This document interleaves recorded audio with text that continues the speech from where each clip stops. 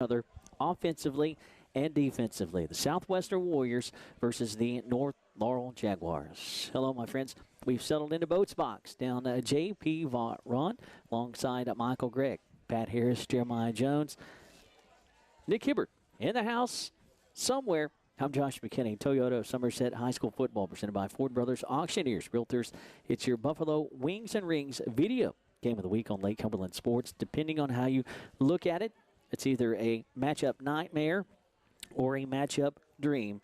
Either way, we are about to see a good one. Southwestern hosting North Laurel. Buffalo Wings and Rings video game of the week on Lake Cumberland Sports.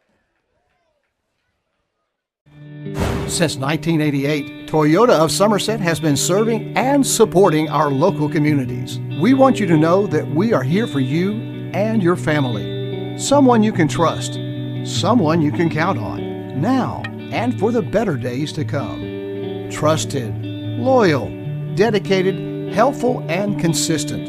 Toyota of Somerset. Come see us or visit us online at toyotaofsomerset.com. We, the people of this great land, are resilient and will get through this. And buying and selling is the real stimulus. Land and real estate are the premium investments, and they're not just making any more land. At Ford Brothers Auctioneers, we'll get you the most for your property with live, online, and multi-parcel auctions. Selling farms, homes, developments, and commercial properties for top dollar. Give us a call or online at FordBrothersInc.com.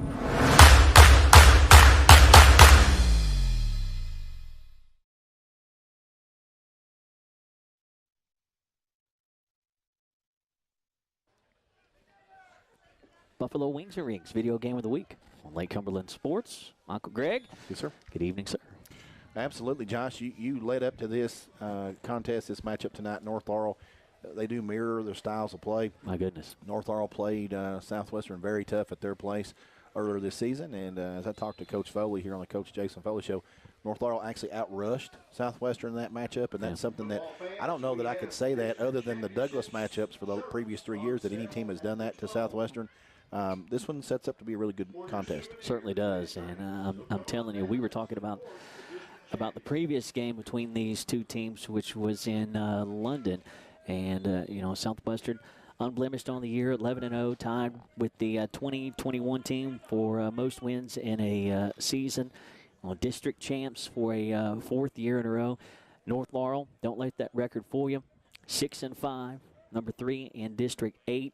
For our money, North Laurel played Southwestern straight up the best for 4 full quarters, more so than anybody did all year. I would agree with that. There were several pivotal plays in that contest that if they go a different way, momentum is a fickle thing. Very. And, that was a contest, too. You saw Nick Tucker go down with an injury in that contest and lost for the season. So certainly a costly loss over there in Laurel County. But North Laurel is a formidable opponent, so anybody expecting a cakewalk tonight, I'm afraid you'll be disappointed if that's what you tuned in to see. Yeah, if you tuned in for a good one, you're going to see.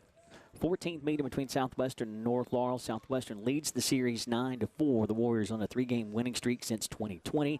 Something that Michael Gray just mentioned, a W, 27-13 on September 30th in London.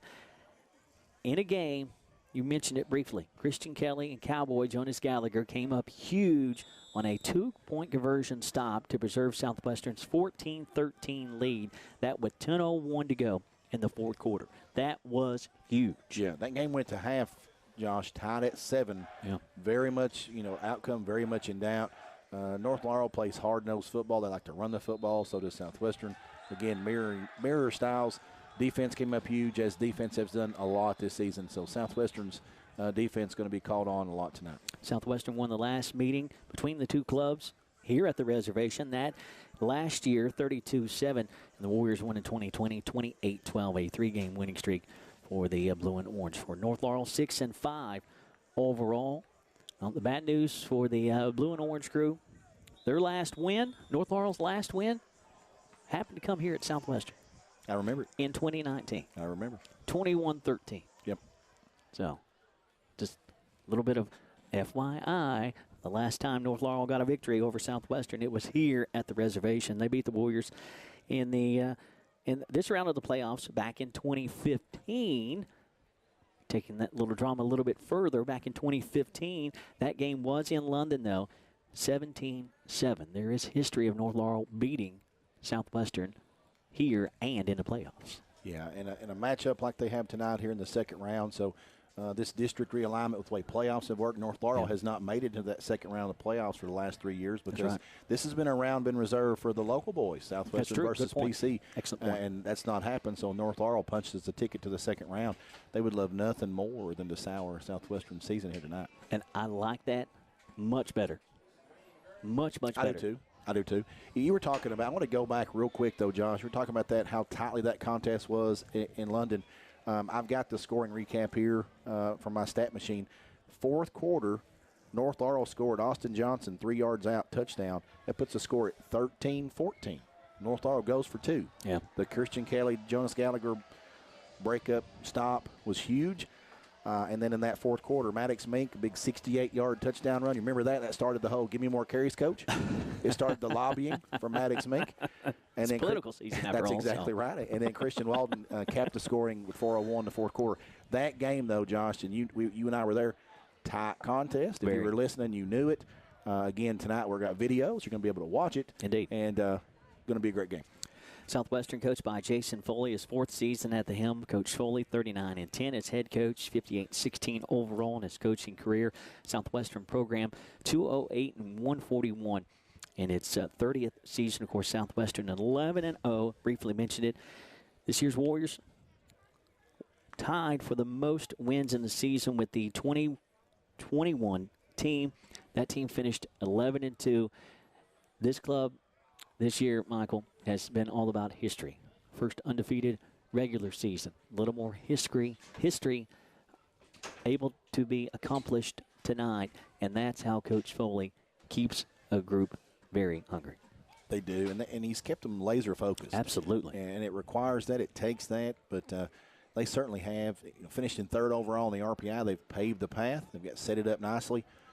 But each week, second season, got to punch a ticket, survive in advance. Certainly. Speaking of that second season, Southwestern 1-0 in postseason after last week's 41-14 dub over Mad South here at the reservation. A game that was 28-14 at the half for Southwestern, but easily, Michael Gregg, could have been, and probably should have been 28-21. Yeah. It should have been. Should have been. But it wasn't, thankfully, for Southwestern. It was the Warriors' ride. And the defense led by Colton Goff. You mentioned some defensive numbers to me coming over here tonight. Yes, those numbers, we talked about the defensive shutouts and the second half shutouts. That's Coach Rogers' bunch has been a special group on D this year. Yeah, so 3 games, pitched a shutout, complete game. 5 contests, pitch a shutout in the second half. So you're talking 8 games now. Yeah. In the second half, goose eggs. 3 other contests, that's all it's on the schedule. Simon Kenton gets a touchdown late with a minute to go, kind of garbage time TD. Simon Kenton, by the way, legit. They beat Woodford. They did last week. That's right. Which Woodford plays Pulaski County tonight. Also, North Laurel team scores a TD in the fourth quarter against Southwestern, and then Pulaski County, the Maroons, scored 6 in the third quarter, and that's it. So we talked about Coach Payne. You and I love Coach Payne. Absolutely. Coach Payne had the House of Payne D here last year. The defense this year has been phenomenal. With new faces. That's true. Maddox Mink, the only guy that was in the top 5 in tackles returning, that's in the top 5 in tackles this season. Defensively, defenses win championships, and so far this season, defense checks the box. Absolutely, they certainly do. Defense only giving up 11 points a game. Offensively, the Blue and Orange putting up 39 points per. Last playoff meeting between these two, I know we're jumping around on you on the pregame show, was 2016. Southwestern won it, so that's some good news. Southwestern won 42-21 here at the reservation. Also in round 2, the Blue and Orange won in 2014, 41-7. That also here at the reservation, and also in round 2. History on the side of Southwestern when they played North Laurel in the playoffs. 2-1. Warriors have the advantage in the playoffs. Southwestern sitting on 6 straight region title appearances, 7 in their last 8 years. Since 2014, the lone season, not in it. I just told you a little bit earlier if you're paying attention. 2015, losing to North Laurel. I was hoping you weren't going to test me on that. Drama. Drama. North Laurel, coached by Jason Chappell, his first season at the helm. You know, when we saw the Jags earlier this year, Michael Gregg, you know, they were sitting on a 4-game winning streak at that time with the last victory over South Laurel. And since then, between here and there, that game has become a forfeit because North Laurel played an ineligible player. And then you look at that overall win-loss record, 6-5. You think, okay, 6-5, 11-0. That is very deceptive. It is. Very deceptive. Be careful just looking at the records. Absolutely. And you mentioned it a little bit earlier. That 6-5 record means a whole hill of beans because it was about winning last week, and North Laurel did. 1-0 in the postseason with a solid opening round W at Collins last week, 42-28. A big win for another District 8 squad. District 8 looked mighty good last week. They did, and I'm going to tell you something, Josh. Way back about mid-season, may have been after this North Laurel game, Coach Foley and I were talking, and he said he would not be shocked in this round of the playoffs. We have 3 teams from our district all advancing. I mean, the writing was on the wall, and he knew how strong this North Laurel team was. And, again, that district, that sister district matchups has allowed North Laurel an opportunity to play this second week, and it set this matchup for Southwestern now. It's going to be a good one. Certainly. Toyota Somerset High School football presented by Ford Brothers Auctioneers Realtors is the Buffalo Wings and Rings video game of the week. One more thing about how this is either a matchup nightmare or a matchup dream. Well, North Laurel last week, 441 yards of rushing offense. The defense only gave up 92 on the ground. You could not mirror these teams any more closely than what they are. Yeah. No, they both like to control the clock. They both like to control the football. In that contest, we'll go back to that here in a second here, Josh. Not only did North Laurel outgain Southwestern on the ground, North Laurel had more first downs. North Laurel held the football onto the football about 6 more minutes than Southwestern. Those are things that Southwestern typically dominates. Yeah. And, again, tough matchups. So we are certainly pro Southwestern here, folks. However, North Laurel is a formidable opponent. Just want to paint that picture. Absolutely. Jags averaging 27 points a game, giving up 22 points per. Enough from us. Let's hear from the head chief himself. It's the Coach Jason Foley Show on Lake Cumberland Sports. This is Michael Gray with Lake Cumberland Sports, and now with head ball coach Jason Foley of the Southwestern Warriors. Coach, your historic season continues. Last Friday night, you begin your playoff run, 41-14 at home over Madison Southern. You rushed for 355 yards, and you hold Mad South scoreless in the second half. Offensively, you dealt with some injuries on the O-line this season, and you have guys stepping up for you this year. Pierce, Coomer, Leclerc, just to name a few. How good is your offensive line this season, Coach? Well, they've been outstanding. You know, when you look at the way our offensive numbers, particularly rushing the football, it always starts up front. Of course, we've got good running backs, really, really good running backs, but it still starts up front. And you can't rush the football against good quality teams unless your line plays good. And they've been great. I mean, you mentioned we've had a couple that's gotten injured, you know, with Tyler Russell and Caden Petrarca. But guys like Cole Pierce, Devin Leclerc, Ben Coomer, the way they have stepped up has really been pleasing to me, and I'm just proud of them. And we'll go as far as they take us. I tell them that all the time. You know, the ticket's them up front. So proud of those guys. And, you know, a saying we always hear, next man up, but it's harder to actually live that through, and you get to see your Warriors do just that. So it is very remarkable what your guys have been able to do. Defensively, Coach, you've been shutting teams down this season. We were talking here before we got on the air, 3 shutouts during the season, 5 other games that you have pitched a shutout in the second half, and you're doing that with really a lot of new playmakers on the defensive side of the football. Last year, Maddox Mink is in the top 5 tacklers. I think he was 3 overall last season. But other than that, you've got new guys in new places. What's been the secret to your success on the defensive side of the football? Well, they're just a really resilient group, for one thing. I've seen them at times maybe bend a little bit, but they don't usually break. And just the way we've been able to make adjustments, and definitely credit to my defensive staff on that. But the kids have also been able to take that and make those adjustments themselves too. So that's been big. A lot of young guys have stepped up. You know, you think about the linebacker core of sophomore Lucas McKee, you know, sophomore Braxton Walters. You mentioned Maddox Mink, and then junior Ben Coomer, who came back out this year, had missed a year, took a year off. And so those kids have played great. And then, defensive line, we lost a lot of defensive linemen from last year's team, but guys like Colton Goff have really stepped up. Christian Kelly's been great this year, Jadon Washington. And then, you've got other guys, Kenyon Taylor and Bradley Baker. Different guys have really come in and played well. And then the secondary, they've been good too. I mean, maybe a mistake here or there from time to time, but J.J. Hutchinson, lockdown corner, Mason Hibbard, you got Jonas Gallagher, and Owen Campbell and Nathan Vanover. And so it's just been they're a cohesive group, and I think that's been, you always hear defense is going to win championships, so I think they've helped us out a lot. So, Coach, before we start talking about this week's opponent, and you already mentioned some injuries you've had on the offensive line, are you dealing with any other injuries on the Warriors team? Not too bad. At this stage in the season, there's always going to be some things that, some bruises, maybe a little bit of sprain and things like that, but nothing too much. We've dealt with some sickness the last couple of weeks. Just I think that may be across the state, but we've had a couple kids that's been sick, but for the most part, they've getting better. And I think other than Caden Petrarca, he probably be out in this game, and then we're unsure about Kenyon Taylor right now. But other than that, the rest of them should be ready to go. So, Coach, this week you have North Laurel. It's a familiar opponent for you, but the first time that you match up with them in the postseason in your tenure here at Southwestern. Earlier in the season, you beat them at their place 27-13, despite North Laurel actually outrushing your team 269-205. I mention that because your guys are they want to know after the game how many yards they rush for. So I know that's something that probably sticks in their craw. Defensively, what do you have to do this week at home against that North Laurel Jaguars team? Well, it's going to be a big challenge for our defense. I personally believe that the rushing attack that North Laurel brings, maybe them and Simon Kenton is the best that we've seen as far as just rushing the football. They like to balance it and mix it up, but to me, they're at their best when they're running the ball. And they've got a big offensive line.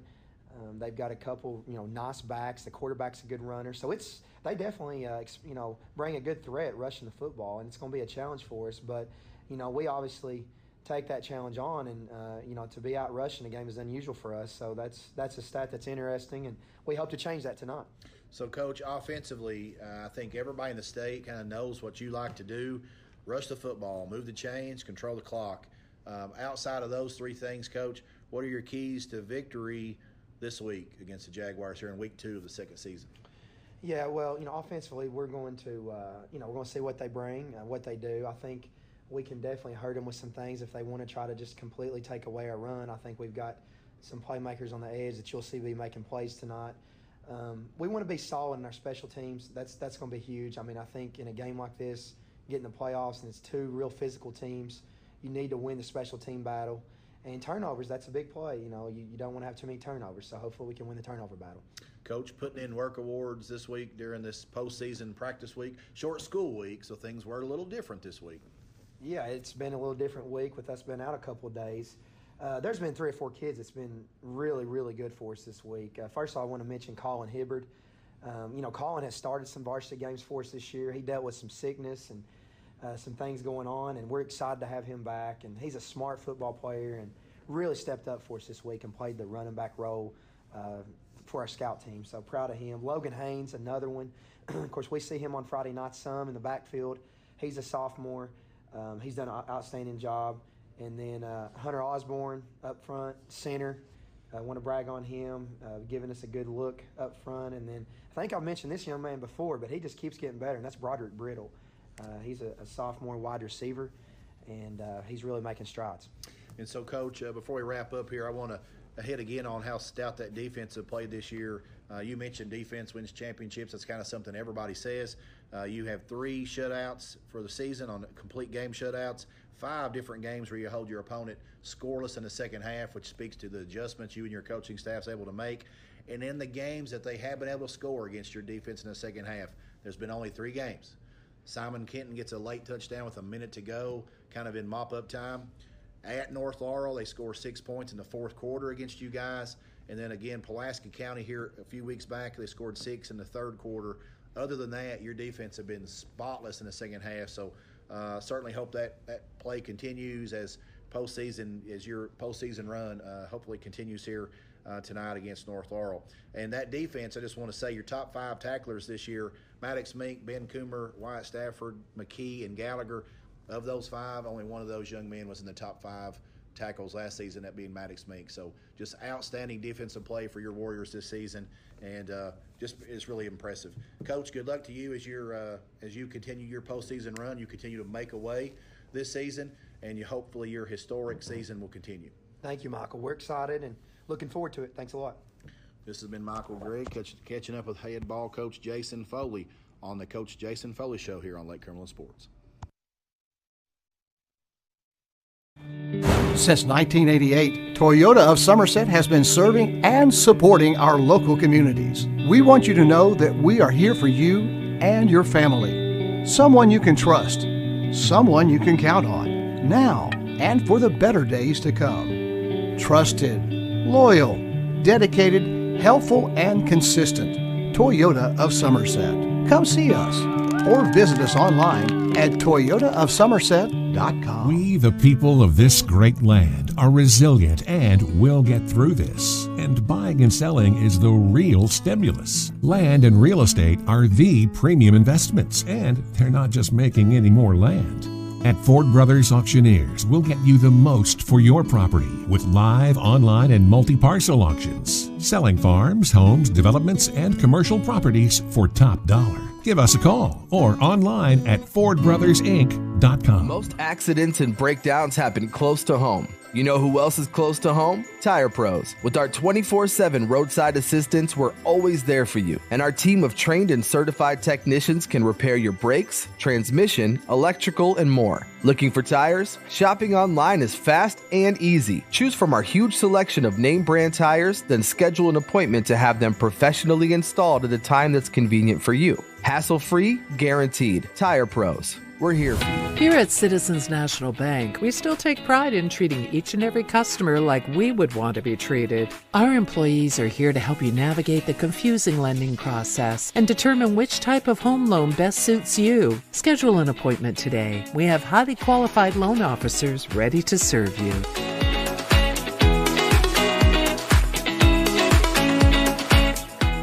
I know this guy. I've talked to him on the phone. He knows his stuff.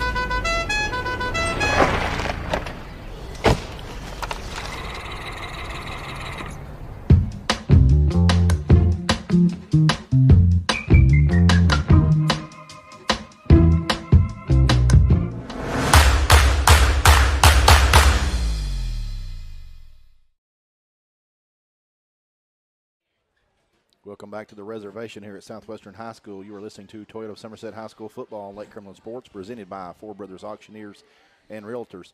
Josh, our widest cabinet, keys to the games. You heard from Coach Jason Foley. Special teams, turnovers, certainly something that he is looking to win that battle. You got to believe, though, in the trenches and that rushing attack. Absolutely. The team that rushes for more yards is going to have a pretty good opportunity to win this football game. And so those are going to be my keys to the game, brought to you by Widest Cabinets. At Widest Cabinets, they provide their customers with friendly service, and they value your business, and it is their mission to provide reliable products and services. The courteous and professional team at Widest Cabinet Design Center can turn your vision into reality. Visit the Widest Cabinet Design Center on the corner of South 27 and Slate Branch Road to learn more about what they can do for you. I'd be remiss if I didn't say, Coach Foley also mentioned some outside playmakers making plays on the edge. You and I both know they've got some guys that can do that. Absolutely. We don't always see that. They don't always make the stat line because they don't need that. They're just rushing between the tackles and moving the chains. Yeah. So we'll see if that plays into the outcome here. You know, Mason Hibbard's one of those guys that can make plays. Caden Hewitt's one of those guys that can make plays. Caden Cunningham. We could go on and on. Maddox Mink with the big, long run he had against North Laurel. Back in that first matchup, they've got some playmakers. And there's a guy that you mentioned before we went on the air tonight, a guy that we haven't called his name catching the football in several weeks. When North Laurel gets up there and jams that box and puts them all up there, you get that tight end. Yes, sir. Behind that line. Watch out for Road Dog, Brody Perkins. Right. Yeah, B. Perk can certainly do some damage when he gets his hands on the football. A big load of a young man, hard to bring down. And this type of matchup really ripe for a young man like Brody Perkins to tight end, because Absolutely. you're exactly right. North Laurel is, I anticipate, going to stack that box. They're going to challenge Southwestern to beat them running the football, and that passing attack, that short game right across the middle, I believe, will be open for them tonight. Absolutely. You know, to take that a step further for Southwestern, I think Southwestern tonight, they've got to play cleaner than what they have the last couple of weeks. You got to play cleaner against a North Laurel team that likes to control the football. You mentioned the stats the last time these two teams played. Southwestern needs to play clean because North Laurel is not going to give you a whole lot of opportunities. No, and North Laurel's MO, I mean, they are going to be intentional, Josh. They're going to try to keep the football away from Southwestern. Southwestern can't score points if they don't have the football. So the longer that North Laurel's able to keep it and keep moving the sticks and keep moving the chains, it's going to be advantage Jaguars, and that's something that Southwestern wants to they want to control the trenches. Our fashion report brought to you by Magic Monogram. Southwestern, the home team, obviously here. Black pants, black tops, orange numerals, as you can see on the video screen. Very visible, even with old eyes like I have, and the orange hat with the spear on the side. North Laurel, white pants, white top, blue numerals. I think it says North across the front of their jerseys, white hats, and a blue stripe on the side, and the Jaguar on the side of their helmets. That is the Magic Monogram Fashion Report, conveniently located off North Highway 27 between Big Lots and Cabana. Magic Monograms is the place for custom embroidery, screen printing, and so much more. They can put your designs on medical and athletic uniforms, corporate and school apparel. Find them on Facebook. Search Magic Monograms and embroidery. Cloudy, 59 degrees, round 2 of the KHSAA High School Football Playoffs. Buffalo Wings and Rings video game of the week. If you've been with us throughout the season, you know the one thing that has been unkind to Southwestern this year is what's going on right now. That coin toss. Southwestern, 1 of 10 on winning coin tosses this year. I think they're comfortable losing the coin toss. It sure seems that way. I had mentioned when they won the one they had won, they were uncomfortable with that. Because they didn't know what to do. They didn't know what to do. Never been here before. So if you tuned us in from your home and the comfort of your living room, we appreciate you. If you're still en route, come on out, folks. The weather has it's calmed down. It's not super cold out here. I think I've got – do you have a temperature? 59 degrees. 59 degrees, which is it's not too bad. Rain is not. It's not raining right now. Of course, we got turf, so it's going to be a non-factor. Thank you, Board of Education, for that move. And of course, the lights are brilliant here, and we're set up for a really nice contest. Captains on the field: Mason Hibbard, Braden Myers, Maddox Mink, and Double Deuce Tanner Wright for the Warriors. And as you saw, the trend continues. Southwestern losing yet another toss. With Laurel winning that toss, 1-11. This year. But, as you just mentioned, Southwestern's been comfortable doing that this year for one reason or another. You'll take 1-11 on coin tosses when you got 11-0 on the win-loss record column. So, touche. Absolutely. You have, you certainly, Josh, running the football, passing the football, special teams, I got to feel like we may see some. You think we're going to see some tricks tonight? Any tricks up the sleeve for Coach Jason? We like to call him the gambler. He's earned that moniker. We're going to gamble any tonight? I don't know. You just never know. You mentioned it something briefly about the weather calming down. Thankfully, a couple hours before this game gets started, the remnants of what was Hurricane Nicole getting out of here. It rained for much of the night, pretty much all day. Heavy rain at times. And as you mentioned, as the Warriors hit the field, well, thankfully, our wonderful Board of Education supports our student athletes here and at Pulaski County as well. So to bring it back full circle to what you said, you see any tricks? Only if you need them. I think only if you need them. Southwestern, Warriors don't have to do that. No, and it's not time to get cute. It's not. No, it is not. That's exactly what I told you earlier. Yeah, you have won football games by doing what you do and utilizing the strength of your offense, which is the offensive line. And, again, we talked about this in the Coach Jason Foley show. What's impressive about what they've been able to do this year is because they have suffered injuries. They have plugged some guys in there who have just stepped up and played lights out. And that's a testament to Coach Jason Foley and all of his assistant coaches just staying focused. You don't get to 11. You don't make history without being laser focused. Absolutely. Same is true for North Laurel. You know, pull out any tricks. Do what you do. Because, again, for my money, North Laurel played Southwestern more straight up than anybody this year. I can't disagree. Thank you, Nick Hibbert, for the update. Jonas Gallagher wearing number 2 tonight. Cowboys in number 2. Thank you, sir. Thank you, Nick. Certainly appreciate it. Nick Hibbert, great photos in the trenches. He's here somewhere. Appreciate Nick very much. Thanks for settling in with us. Buffalo Wings and Rings video game of the week. North Laurel winning the toss, electing to defer. Winner advances the region championship next Friday night. One on the short end of it. It's done for the season. Jags have it teed up. And they will send it away. Turnable from the 14 to the 20, 25, stutter step 30. Hibbert. It's Mason Hibbert driving those legs up to the 35-yard line. Nice return for Mason or Mills. The opening kick. Going to be 1st and 10 Southwestern. Left to right for the blue and orange. Southwestern 11-0. Tied for most wins in a single season with last year's club. Finished 11-2. Warriors looking to make a way against a mirror image team in North Laurel. Yeah, one that has become, for North Laurel, an Achilles heel for them and the Southwestern Warrior team. They would love nothing more than to spoil the season. Absolutely. 1st and 10 for the blue and orange. You see it from the near 35-yard line. Roger Oliver leads them up under center. Handoff, Tanner Wright, inside left tackle. Tough yardage for Tanner. Good positive yardage for Tanner. Nice initial surge by those big old boys up front. Warrior offensive line's done a great job all season long. A gain of 5 for Tanner on his first tote of the night. 2nd and 5. Yeah, 5 yards of carry, you'll take that. Absolutely. Want to make mention, Christian Walden, 19 yards away from his first 1,000-yard rushing season. That would give Southwestern 2 1K rushers. Whistles. That'll stop it. Another running play is what it looked like for Southwestern. You mentioned it, a 7-man crew. It'll be a false start on the Warriors, so negate the first down run.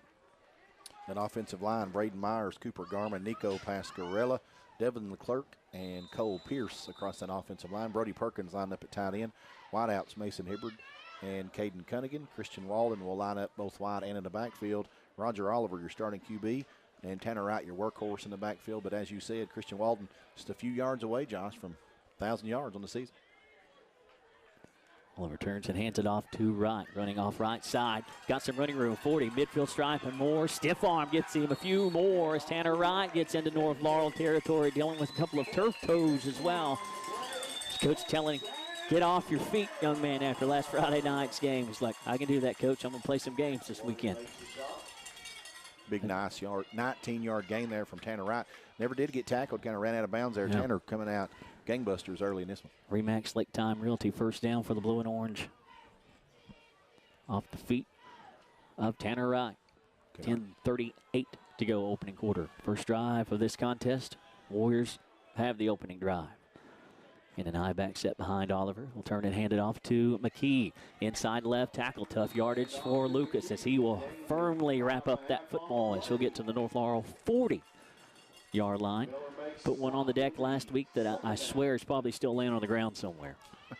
Dropped one and then dove about 5 yards to recover his own fumble, though, also. I mean, yeah. Coach going right back to Lucas. Good toad on first down. Warriors having success moving the football. 10 minutes to go, opening quarter. 2nd and 4. Gain of 6 for McKee.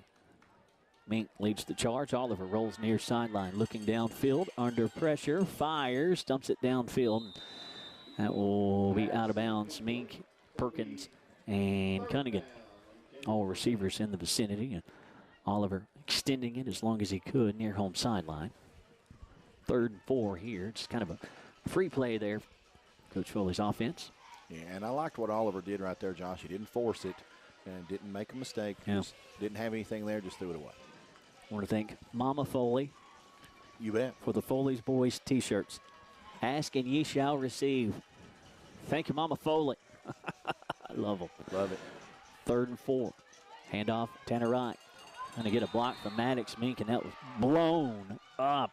Devin Johnson shedding through what the would-be block, and that's going to set up 4th and 4 for Southwestern. North Laurel bowing their neck here. 4th and 4 for the blue and orange. 9:30 to go, opening quarter. First drive of this one. Got a no man's land here. Warriors will go for it. Mink had a couple he had to block there and couldn't block them all. Well played by Evan Johnson. Tell the defender for North Laurel. 4th and 4. Winning series of the 9. Oliver hands up under center. Mink and right behind him. 8 seconds to go on the play clock. Oliver still looking to the near sideline, and Warriors will take a Ron Shaw Realtor timeout. Trying to get North Laurel to jump. Jags did not. It's a Ron Shaw Realtor timeout. The name to know when you or your friends and family are buying or selling real estate is Ron Shaw with Weikert Realtors Four Brothers. Ron has a long-standing history of community service and is a proud supporter of youth sports in the Lake Cumberland area. Ron truly cares for others and works hard for all of his clients, no matter the size or value of the property that they are selling. You can contact Ron Shaw at 606-271-0774 or email him at ronshaw45@gmail.com.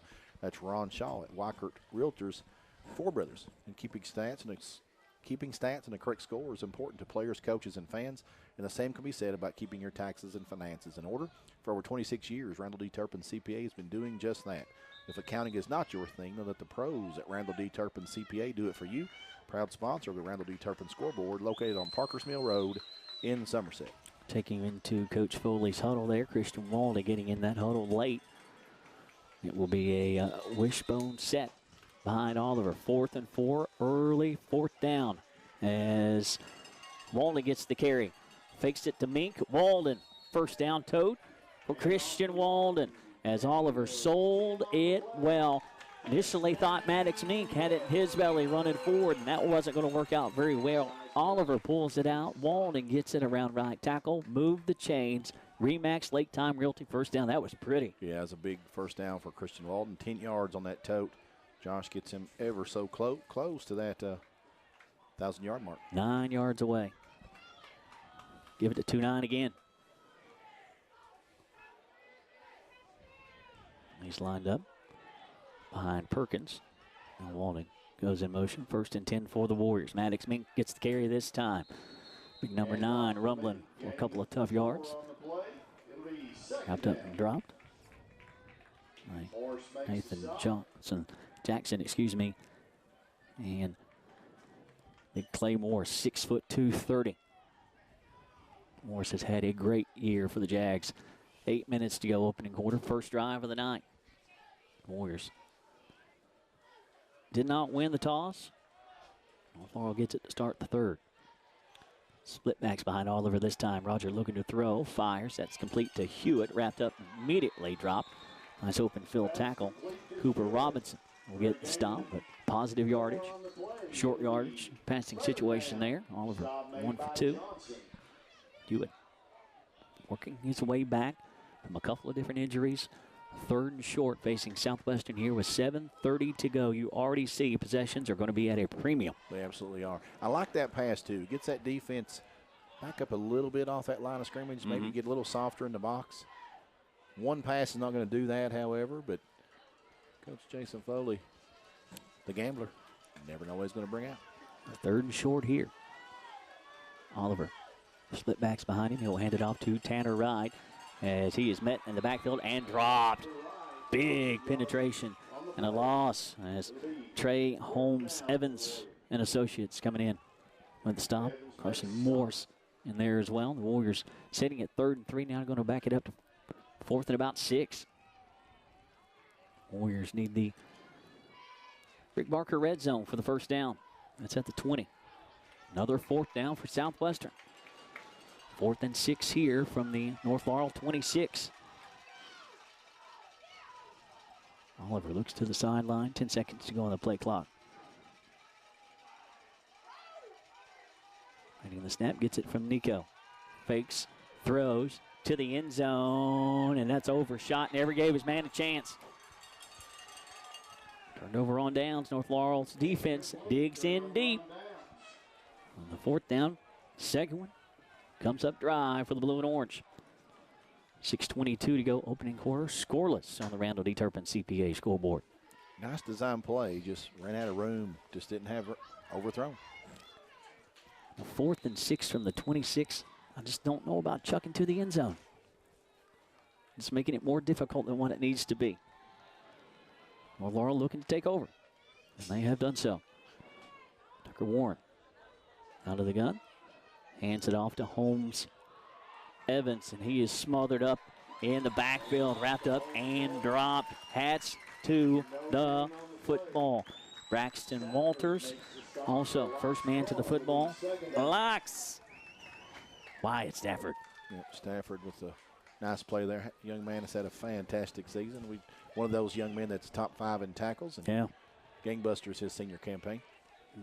Actually setting 3. Still Laurel again. Keeps it on the deck. Short yardage. And Stafford again will make the stop. Holmes Evans. Lost a shoe. Gain of 4 there after a loss of 1. Already a 3rd and long facing North Laurel here. Not where North Laurel wants to be. Kind of like Southwestern. Warren out of the gun, backs either side of him. 3rd and long, fakes the handoff, rolls to his right, under pressure, looking downfield. He'll throw it last minute. Will sell out of bounds. And the 4th down, facing North Laurel. 5:12 to go, opening quarter. You see the chessmate. Yeah. The checkmate that this game is going to be. Southwestern looking to come out.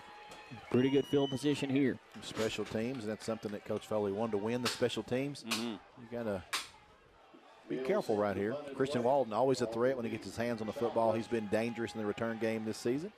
Collier Mills will lay the boot to it from his own 16-yard line. 4th and 7. He will send it away. It's a good one. Bounce at the 41 and will trickle out of bounds. Far North Laurel sideline. It'll be 1st and 10 for Southwestern. Nice punt by Mills. Flop the field. 5:05 to go, opening quarter. Both teams, Warriors turning it over on downs. North Laurel punting their first series. Yep, chess match. Indeed. And we'll try to give you updates from the other games going across our format and our platform. Pulaski County up at Woodford. Like to hear some updates on that game. And, of course, Somerset is at Lexington Christian tonight. Oliver out of the gun. Looks, fires, complete to Mason Hibbard. Jab step, 45, midfield for Mason. He'll have a Remax Lake Time Realty first down. I like what Coach Foley did right there. I do too. Go pass here and see what you can get done. Mason wide open. That was a nice pitch and catch from Oliver. And Mark Hibby just out of bounds at the 49. Beautiful new turf field. Thank you, Pulaski County School Board. Handoff to Tanner Wright. Off left tackle. Will surge to the North Laurel 46-yard line. Tanner getting chunks of yardage. Tanner, leading rusher on this team, coming in with 1,351 yards, 22 touchdowns, averaging $122 a game. Yeah, we've watched that young man, transform into a finesse runner, to the power runner, and then now just a well-rounded combo. He can do it all. He can spin, he can jab, he can juke, stiff arm you. He can do it all. Run right over you. 2nd and 3. 4 minutes to go, opening quarter. Oliver pitches to Walden. He's got, I thought he got it. And all of a sudden, coming out of nowhere, Morris just cleated him. As I don't know if Walden saw him, because I sure didn't. And all of a sudden, here's Mr. Morris. Hello, how you doing? That's a big stick. Walden, okay. Big shot. Forearm tackle. Wrapped him up. That's exactly right. Did what he's taught to do. Gain of 2, though. Young defenders, wrap them up. It's a tough 2 yards for Waldo. 3rd and 1 here. High back set. Handoff goes to Tanner Wright. He's got first down yardage and more. He's got some blockers as well. Spin move. Gets big contact down at the 31-yard line. Another Remax Lake Time Realty first down for the Blue and Orange. 3:25 to go. Opening quarter. Warriors have moved the football on North Laurel. They did on their first series. Turned it over on downs, kind of getting close to where they did last series. Warriors looking to finish a drive here. Yeah, early in this one, Josh. Offensive numbers. Southwestern was 73 total offensive yards. North Laurel 3. Scoreboard, though, still sitting at zeros. Bagels. 1st and 10 for the blue and orange from the North Laurel 32, working the far visitor hash. Oliver operates out of the gun. Tanner Wright to his right. Oliver flushed out of the pocket, looking downfield. Lost the football. It is on the deck, and Mason Hibbert is just going to get there, I do believe. That was a dangerous, dangerous situation. And Mason Hibbert bails Southwestern out. Got to wrap that football up. Can't leave that thing out like a loaf of bread. We've seen Roger do that. When he wants to run the football, that was obviously not a design run. That one broke down because of the penetration from North Laurel. And yeah, North Laurel looking to take one away. Southwestern has got to play clean. Didn't there. Dodged a bullet, lost a chunk of yards as well. 2nd and 15. Oliver out of the gun. A design run on 2nd and 15. He'll get a couple. 3rd and 13. 2 minutes to go, opening quarter. Robinson makes the stop. Stop we made. All right. Luke Robinson. Braxton Walters going to check in, big number 30, young sophomore running back, along with Cade Hewitt.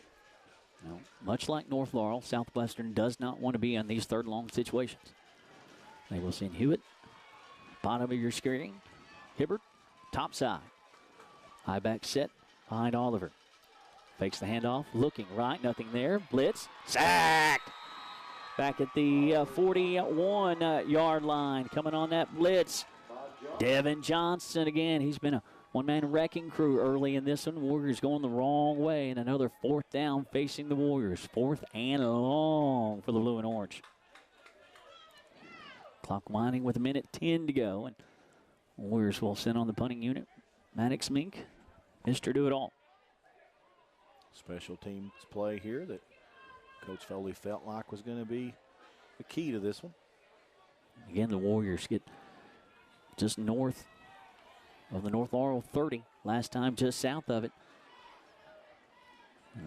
Offense went off the rails. Good snap to Minks. Mink gets the running kick and lays the leg to it. It'll drop at the 2 and skip into the end zone for a touchback with 42 seconds to go in the opening quarter. 2nd series of the night forthcoming for North Laurel. Scoreless on the Randall D. Turpin CPA scoreboard. Henderson Chiropractic is committed to relieving your pain using the true principles of chiropractic care. Their caring, helpful team strives for excellence through extraordinary service and patient education. Dr. Henderson provides chiropractic care for injuries that occur during sports, auto accidents, work-related activities, or just everyday wear and tear. The experience you need for the results you want, that's Henderson Chiropractic. 1st and 10 for the Jags from their own 20. Closing seconds of the opening quarter. Warren hands it off to Keaton Bowling. Sweeping at right side, turning it upfield. Decent pickup by Bowling. So he'll get up to the 26-yard line, a gain of 6. 2nd and short, under 30 seconds to go. Opening quarter. We told you in the pregame show this was going to be a Donnybrook. Yeah. Don't look at the records. No, I promise you. I promise you that. 9 seconds to go, 16 on the play clock, and that will be all she wrote. In a scoreless opening quarter, round 2 of the KHSAA playoffs, Southwestern and North Laurel at the reservation. Hey kids, it's Moolah Moose Club time. At Citizens National Bank, we pay for excellent grades. Citizens National Bank will put $1 into your Moolah Moose account up to $10 per grading period. Ask your parent or guardian to bring you to any Citizens National Bank location to open your Moolah Moose savings account and let us reward you for your hard work. Join the Moolah Moose Savings Club only at Citizens National Bank. Moving forward together, member FDIC. Good evening. This is Barry Turner. On behalf of our agents and as owners of Turner Realty Group, Tawana and I are excited to announce that we have become RE/MAX Lake Time Realty. Like we've always said, who you work with matters and who you partner with to grow your agency matters. When the opportunity came to partner as a RE/MAX franchisee in the Lake Cumberland area, we realized their core values align with what made Turner Realty Group so successful. RE/MAX Lake Time Realty, 44 Office Park Drive between lots 21 and 22. Each office independently owned and operated. Back at the end of one, starting the second quarter, 0-0. North Laurel with the football, 2nd and 4. Warren out of the gun. He will hand it off. Inside handoff again. That one goes to Bowling. North-south, tough yardage for Bowling. He's got all 8 yards on this set. First quarter into this second quarter. North Laurel again looking at a 3rd and short here. I'm telling you, you could not mirror these teams any closer than what they are. Amazing. 3rd and short, 3rd and 2. Handoff to Holmes. Evans straight up the gut, turning those big, powerful legs. Getting up to the 31-yard line, looks like on the initial spot. They will move the chains. First down of the night for the Jaguars. Trey Holmes Evans, junior, 6'2", 225. Left to right for the Jags here in the second quarter. Scoreless on the Randall D. Turpin CPA scoreboard. Warriors with big guys up front. Warren calls his own name as he'll get back to the line of scrimmage, wrapped up and then pushed at the end of it. And the North Laurel faithful across the way looking for a little extracurricular. Warriors hats to the football. Christian Kelly, Jadon Washington. Jadon, our lineman of the week last week, and a really nice week. The defensive front tonight, right now, Christian Kelly, Jadon Washington, and Colton Goff. Linebackers, Maddox Mink, Wyatt Stafford, Ben Coomer. Ben was. As well as Braxton Walters, defensive backs. I'll bring those to you in a second. And on that action as well. Warren looking to throw, flushed out of the pocket, running, still looking. Kelly has him dead to right, and that will be slung out of bounds. Going to get flagged on that one. Everybody wanting a flag. Pass incomplete. Did they drop one? They did. Surely on the far they did. side. Okay, thank you. Waiting on that as Warren was running near sideline, looking. Mink had him first. Kelly had him second.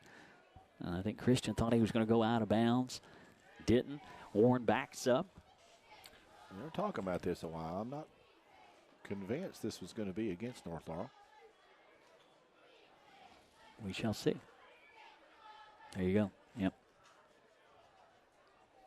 Intentional grounding. Illegal receiver downfield. Okay. Illegal receiver downfield. So a 2nd and 11. Well, defensive backs Owen Campbell and J.J. Hutchinson, as well as Jonas Gallagher and Mason Hibbard. Foley electing to decline that penalty. I think that's a fairly good call. Not giving North Laurel, you're backing them up, you're losing yardage, but you give them an extra down. Jags behind the chains at 3rd and 11 at their own 30. Good call by Coach. Passing situation. Warren looking to throw, fires. Nope, can't get rid of it. Sack! Back inside the 20. Big time. Yard line. Hello, Mr. Goff. Quarterback sack. 4th and long. Colton Goff going to get one. Another punting situation for North Laurel. It's a 9-yard loss on that sack, and that's huge momentum swing right there for Southwestern. They needed that. Absolutely. Absolutely. 4th and forever. 4th and officially 20 on the Randall D. Turpin CPA scoreboard as Jags will boot it away. High snap. Mills had to go up, get it, climb the ladder, pulled it down. As this is returnable from the 47 to the 40 to the 35. Christian Walden, spin move, got him one more. Slung out of bounds. Warriors setting in really good position here for a big defensive sack by KG. Colton Goff sets up the offense, or sets up special teams. Walden does a little something special on special teams. The Warriors really pretty sitting. 9:35 to go, second quarter. Warriors again, opposite side of the field. This area, some mumbo-jumbo going on when the Warriors get to this spot of the field. See if they can capitalize here. Warriors really need to. Oliver back behind center. 3 backs behind him as Tanner Wright surges straight up the gut. Slim pickings for Tanner. The offense again they've moved the chains up to this point of the field, and then all of a sudden the offense goes anemic. Yeah, and you use the term a lot of times, bow their necks. North Laurel's done a good job bowing their necks whenever they've had to against these Warriors. And we've seen Coach Foley not be shy of pulling a quarterback for another one. I'm surprised we don't see Mason Hibbert quarterback. Night is still young, Josh. Indeed. Wishbone set behind Oliver. 4-man front for the Jags. 2nd and 6. Handoff, Tanner Wright. He's got a blocker, cuts it back inside, stays on his feet. Tanner still rumbling to the 20, to the 10. Rick Barker, red zone for the first time tonight for the blue and orange. It might be a first and goal. Tanner Wright running possessed. Been a theme this year. Absolutely. Can't go wrong giving it to Mr. Wright. 13:51 is what he rushed it for coming into the 9. Well north of that. It's 1st and goal for the blue and orange from the 9. Ball shading to the middle of the field again. A wishbone set as Warriors keep it on the deck. Christian Walden leapfrogs a man, gets to the pylon. Did he get in? Nope. He did not. He had to get in. Can we get a replay Walden's on that, saying Pat? that's a touchdown. That's a touchdown. He's politicking. It's political season. Can we get a replay? Well, if he would have got all of those, he would have went to 1,000 yards. He gets 8 of the 9. Oh, that's pathetic. I'm sorry. You could see the front of the football. I would love. Pat is not going to give us a replay. Love to zoom in onto that football to see where that front of that football is. On the replay, yeah. I would just love for Jeremiah just to sneak up on that football. Look, there is no possible way that football is not laying on the goal line. There is no way. I know one thing. I know who I want to go take hunting with me. Sideline judge. He's got eyes like that. Give it 2-9. Give him the yard for the touchdown and 1,000. Did he get it? Yes, sir. Did he get it? Well, just be careful. Yeah, he got it. Christian Walden. At first, you don't succeed. Try again. So 2nd and goal from well within the 1-yard line. Walden off left tackle. Welcome to the 1,000-yard rushing club. Walda. Warriors on the board. 6-0. A Citizens National Bank touchdown. Kayla Moore on for the PAT. Warriors didn't first. Crowd is raucous at the reservation. Burton gets it down, low liner. It is up, and it is good. 7-0. 7:56 to go in the opening half. Warriors lead early in this one. Intrust Healthcare Counseling Services has made it their mission to be the trusted leader in promoting mental health in Kentucky for the last 23 years. We personalize your services to meet your needs, whether that be in our office, over the phone, or through your computer. Call Intrust at 606-676-0638 to get services started today from anywhere in Kentucky. You can always visit their Facebook page at Intrust Healthcare Counseling Services to learn more about how they can help you or your family today. At Intrust, your mental health matters. And a big thank you to Don Franklin, Somerset Family of Dealerships, Kentucky, for being our official photography sponsor for our coverage of high school football. Be sure to take advantage of the end-of-season savings at any of their Somerset locations or on Facebook at Don Franklin, Somerset Family of Dealerships. They treat you like family. And since 1979, Modern Systems has been protecting communities all across Kentucky, and they're proud to be part of the communities they serve, creating time and sponsorships to numerous charities like Project 5810, Relay for Life, March of Dimes, Heart Walk, local school programs, and many more. Modern Systems, your neighbors and your friends, and they work 24/7 to protect the things that matter most to you, from homes to businesses to schools and churches. Let Modern Systems be your trusted name in security. Lined up here for a Tim Spears Realtor kickoff here. Southwestern with the early lead, 7-0, 7:56 here in the second quarter on the Randall D. Turpin CPA scoreboard. I want to follow up with something with you as you dabble in officiating here and there. Yes, sir. 7-0 Southwestern leads. I'll do the best I can. Well, that's all we're looking for. That's all any of us are looking for on a day-to-day basis in the world we live in. That was kind of deep, wasn't it? Wow. Always. More. Sends it away. Drops at the 10. Bobbled initially. Back to the 15. The 25-yard line. Goes the return man. As Ben Coomer will get the stop return man for the Jags. Ethan Gregory the sideline official calling it out on the, I'm going to say 1 inch line. I mean, there's not a whole lot of daylight between the front of that football and the goal line. How did he get it at that spot? Did the foot go out there? Is that where he thought the football went out on the angle? It's hard to say because, of course, he's right there on top of the play. So it's hard to question. Up here, we got a ways to go, Josh, you know. So he definitely has a good angle on that play, should have his eyes right on it. So it's hard from the box and certainly from the sidelines. You get a little bit of team bias that enters into the equation. From here, it looked like he was in. Sideline judge said no, and at the end of the day, his call is what matters. Well, there couldn't have been a whole lot of daylight between the front of that football and the end zone. And, again, just looking to figure out how that ball was that close to the end zone when he was diving for the pylon. Warriors get the touchdown. That's what matters most. It's North Laurel looking to answer as they now found themselves on the short end of this one. As, again, it'll be Gregory straight up the gut. Pretty good tote on first down. On the lighter side of that, Josh, we have a lot of, you know, you talked about politicking. When you get a call you don't like, you know, sometimes you like to work the official. I've yet to see one change a call.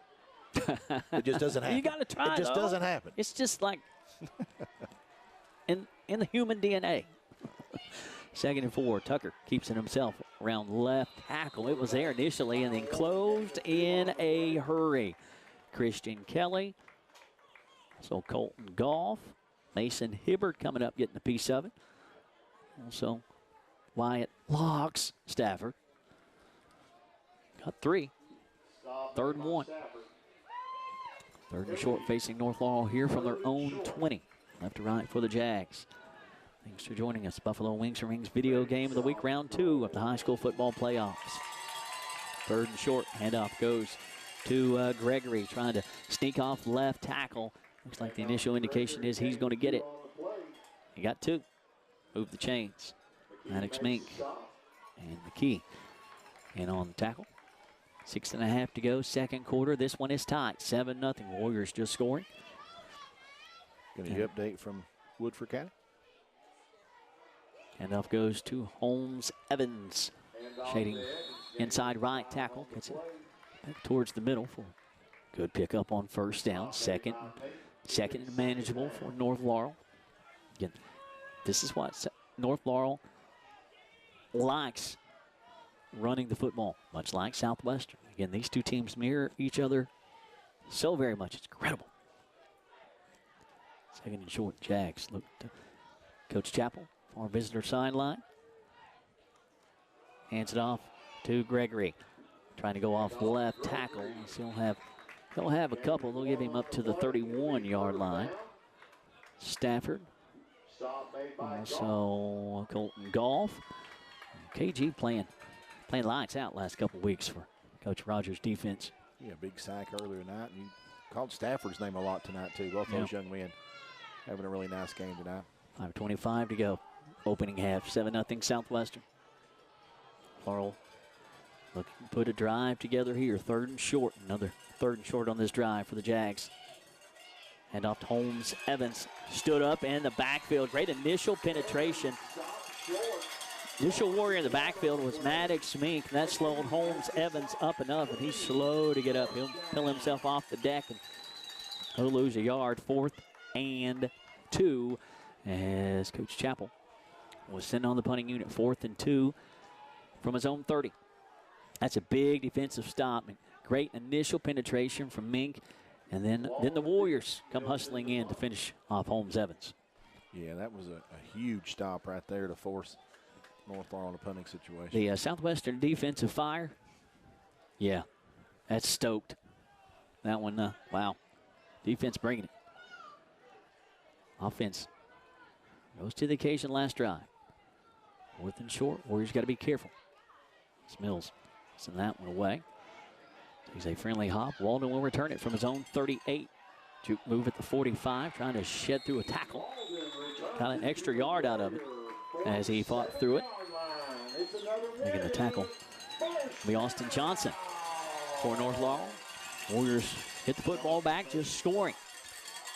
Last drive, Warriors setting on the short field here. They'll start it from their own 48 near home hash, right to left for the fellas in black this evening. Yeah, really big possession here, Josh. As you lead by 7, 4 minutes and some change on the clock, you want to punch one in here so you can go in the locker room up 2 scores. Much more cushion than one. Don't forget, North Laurel gets it to start the third. Handoff, Tanner Wright, off right tackle, dragging a guy across the midfield stripe to North Laurel 46-yard line. Tanner Wright is just on another level. Will not be denied. No. To make the stop, North Laurel. Under 4 minutes to go. Warriors lead 7-0. That score coming last drive from Christian Walden. Missed it from 9 yards out. Got it from less than a yard away. Loaned it in this one. Oliver turns and hands it off. Walden again. Looking for some running room. Got it. 40, 35. Slung out of bounds near home sideline.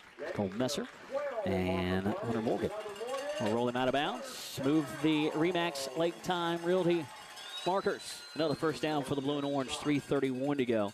Second quarter, Warriors putting a late drive together. So just a memo to defenders. You can't tackle Walden by grabbing his shirt. You got to wrap him up. It's a football. It's 101. Football 101. Wrap them up. Wrap them up. Young players that might be watching, wrap them up. Wrap them up. Always. Wishbone set behind Oliver.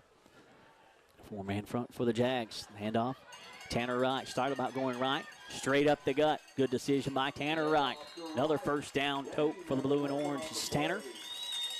Right at the first down marker. Move the chains. Yet another Remax Lake Time Realty first down. Tanner Wright carving them up. It's not even time to cook the bird yet. No. Not even time. I'm looking forward to another great Thanksgiving. First and 10 Warriors from the North Laurel 24. Good drive here. Handoff, Walden, spin move. Short yardage. And off to Walden. Walden will get, well, he got him, gave him 4, 2nd and 6. He got more than what I thought. Devin Johnson with the assist and getting Walden back up. Walden running the fullback position there on that play. I had to do a double take. 2.5 to go, second quarter. Handoff. That's Braxton Walters. He's loose to the 10, to the 5. Take it on to the house, 3-0. Touchdown, Braxton Walters from 21 yards away, just right on through the Rick Barker red zone. Look at this. Inside left tackle makes a nice cut. He just ran a man over. Rolls him into the end zone. 13-0, big scores. Back-to-back rushing TDs for Southwestern. Walden the first one. Walters the second. Kayla Moore on for a PAT. That's a big get for Southwestern. Extra point on the way. It is up, and it is pure. 14-0, 2:17 to go. Second quarter, Warriors lead on the Randall D. Turpin CPA scoreboard. Dr. Jesse Pace and Dr. Patrick Jenkins of Lake Cumberland Orthopedics, sports medicine for athletes of all levels, from the weekend warrior to the professional. At Lake Cumberland Orthopedics, our goal is to get each patient back to the highest level of physical activity possible. We are proud to support local athletics by serving as team physicians for Lindsey Wilson College, Southwestern, Somerset, Pulaski, and Wayne County High Schools, and other athletes throughout the Lake Cumberland region. Be sure to check our Facebook page each week for our Lake Cumberland Orthopedic Student Athlete of the Week. And this week, Mason Daughtry, golfer, is this week's LCS Student Athlete. Mason is a senior on the Pulaski County High School golf team that won back-to-back regional titles, and this year competed in the state championship for the first time in school history. Congratulations, Mason Daughtry. Kudos. The LCS Student Athlete of the Week. Golf clap. You bet. And at the end of tonight's contest, we'll name a Big Blue Septic Service lineman of the game to do the dirty work in the middle. Call Big Blue Septic Service for your septic tank servicing and portable toilet rentals. When you got to go Big Blue. 606-451-3000. Braxton Walters, Citizens National Bank touchdown. Extra point for Moore. 14-0. Southwestern, 2:17 to go. Second quarter, round 2 of the high school football playoffs. Winner advances to the region championship next Friday night. Loser is done for the year. Warriors 11-0. Laurel 6-5. A short kick. That's a live football as it'll hit another Jaguar. That's a live football. The Warriors are going to have it. Wow. Little catching napping. A little bit. Ben Have we mentioned Foley? Have we mentioned Foley's the gambler? What was that? What? Goodness. Don't even want to call it a spot kick, but my goodness, Kayla Moore, you couldn't have rolled that out any better. And Coach Foley catching everybody thinking this one's going deep. I missed the Warrior who recovered that. Coomer. Way to go, young man. Hit the initial line of Jaguars up front, and then hit another one and got behind him, and Ben Coomer on a line. Warriors with a chance really to put some distance between themselves and the Jags here. 1st and 10 for Southwestern from the 30. Look at the gambler. The backwards pass as Oliver fires to Walden. Turns it upfield. Slung out of bounds at around the 13-yard line. Walden looking for a little extracurricular. Looking for a late hit on Robinson. He will not get that from the officials, but he will get a Remax Lake Time Realty first down. And Walden, over 1,000 yards rushing tonight. That was a nice pass, Oliver. As Walden stepped back a yard or two. Yeah. Got us momentum rolling. I'm really surprised North Laurel hasn't called a timeout right here. Into the Rick Barker red zone. Yeah, I'm surprised. They're reeling. I think we're all reeling. Tanner Wright, off right tackle. Stiff arm. Turns it inside the 10. Spin move at the 5. Still churning those feet to around the 2. Tanner Wright running. Possessed. As the Warriors will have a 1st and goal. Man, that's, you talk about a chess match. Yeah. That's a chess match right there. That might be, no, I'm not going to say it. We'll put a star by it. Yeah. We'll put a star by that one. My goodness. If this is a boxing match, I mean, scat your opponent on the ropes a little bit. Oh, yeah, absolutely. That was the proverbial ropey dope. Yeah. 1st and goal for the Warriors from the 2. Coach Foley, the gambler, strikes again, catching everybody off guard. Oliver hands up under center, turns and hands it off. Tanner Wright. Tanner into the end zone. 4-6, 20. Nothing Southwestern. Back-to-back scores for the blue and orange. You see the replay. Maddox Mink, lead blocker. Oliver sets him. Right behind big number 9 for the end zone. Little post with the camera. We see you, T-Dubs. We see 20-0. My goodness, what a second quarter for the blue and orange. What was that? Got to ask Coach afterwards. What was that? It was second quarter. It was a momentum swing for show. Dude. Kayla Moore on for the PAT. Yeah, I'm surprised North Laurel didn't take a timeout. Can't take them with you. Moore's extra point up and pure, and all of a sudden it was scoreless at the end of one, and the Warriors have gone back-to-back. 21-0, minute 14 to go, opening half. Southwestern leads. Stressed, anxious, depressed? At Entrust Healthcare Counseling Services, we can get services started today. Entrust offers you the flexibility of providing you with counseling services in their office, on the phone, or through your computer. Give them a call at 606-676-0638 or visit their website at entrust-healthcare.com. At Entrust, your mental health matters. And Henderson Chiropractic is committed to relieving your pain using the true principles of chiropractic care. Their caring, helpful team strives for excellence through extraordinary service and patient education. Dr. Henderson provides chiropractic care for injuries that occur during sports, auto accidents, work-related activities, or just everyday wear and tear. The experience you need for the results you want, that's Henderson Chiropractic. You got to think. Southwestern. Do I have to think? You have to on this one. Okay. You got to think Southwestern was seeing something on the kickoff team. You got to think. Yeah, that was unexpected. I would agree. More lines the Warriors up for the kick. That's why. That's why he's the gambler. That's why he's the gambler. That's why Foley. That's why they chant his name at the conclusion of the contests. Oh my goodness, that was the rope-a-dope. Minute 14 to go. 21-0 Southwestern, exploding for 3 rushing touchdowns here in the quarter. Quick update into first quarter. Somerset LCA tied at 7. Wow.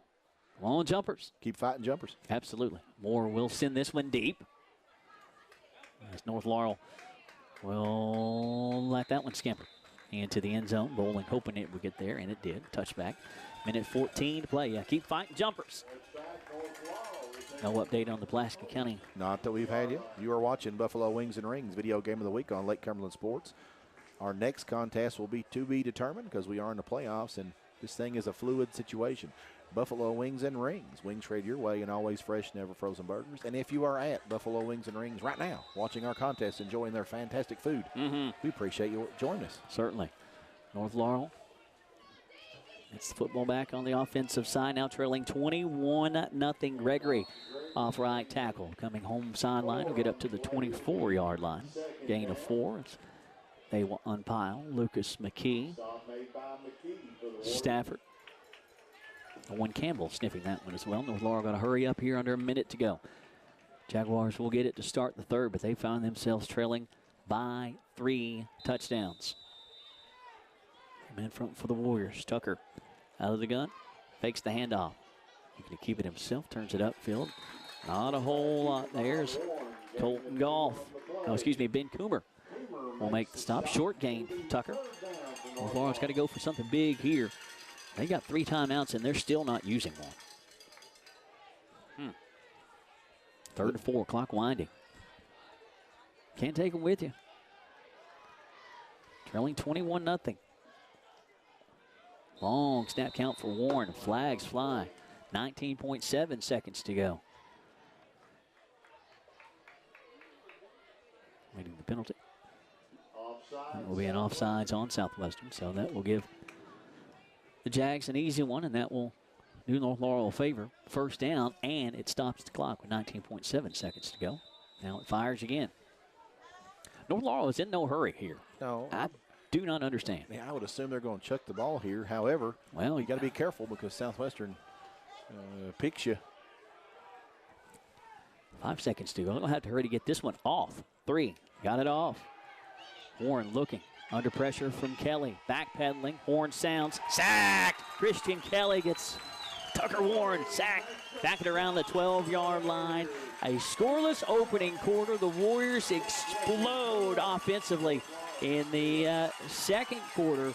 And the defense, Coach Levi Rogers' defense, my goodness, the fire burns hot and bright. 21-0. Southwestern leads round 2 of the KHSAA High School Football Playoffs. Lake Cumberland Sports.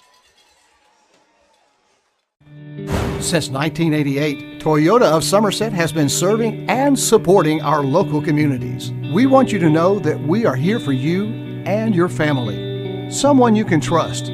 Someone you can count on. Now and for the better days to come. Trusted, loyal, dedicated, helpful, and consistent. Toyota of Somerset.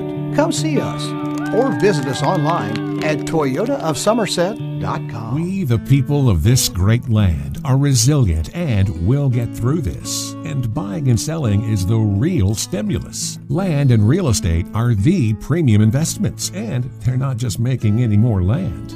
At Ford Brothers Auctioneers, we'll get you the most for your property with live, online, and multi-parcel auctions. Selling farms, homes, developments, and commercial properties for top dollar. Give us a call or online at FordBrothersInc.com. Most accidents and breakdowns happen close to home. You know who else is close to home? Tire Pros. With our 24/7 roadside assistance, we're always there for you. And our team of trained and certified technicians can repair your brakes, transmission, electrical, and more. Looking for tires? Shopping online is fast and easy. Choose from our huge selection of name brand tires, then schedule an appointment to have them professionally installed at a time that's convenient for you. Hassle-free, guaranteed. Tire Pros. We're here for you. I'm Michael Laxton, President and CEO of United Cumberland Bank. At UCB, we know that being involved in the community is really important, and the Chamber is just one of the ways that we do that. We do outreach through the schools. Specifically, we love local sports programs, helped out with several playgrounds across our markets. Any way we can help in the community and get involved, we try to be involved in all of our communities and markets. Our customers are our neighbors too. As a community bank, we want to be part of the community. Out here in the real world, we've spent too much time waiting around and wondering if we'll ever get to be what we really want to be. Now it's time to move forward. And with a little help from Somerset Community College, you can finish that degree or start a whole new life as an IT VIP, a healthcare hero, and more. In less time and for less money than you think. The time is now. The place is here. Never underestimate you.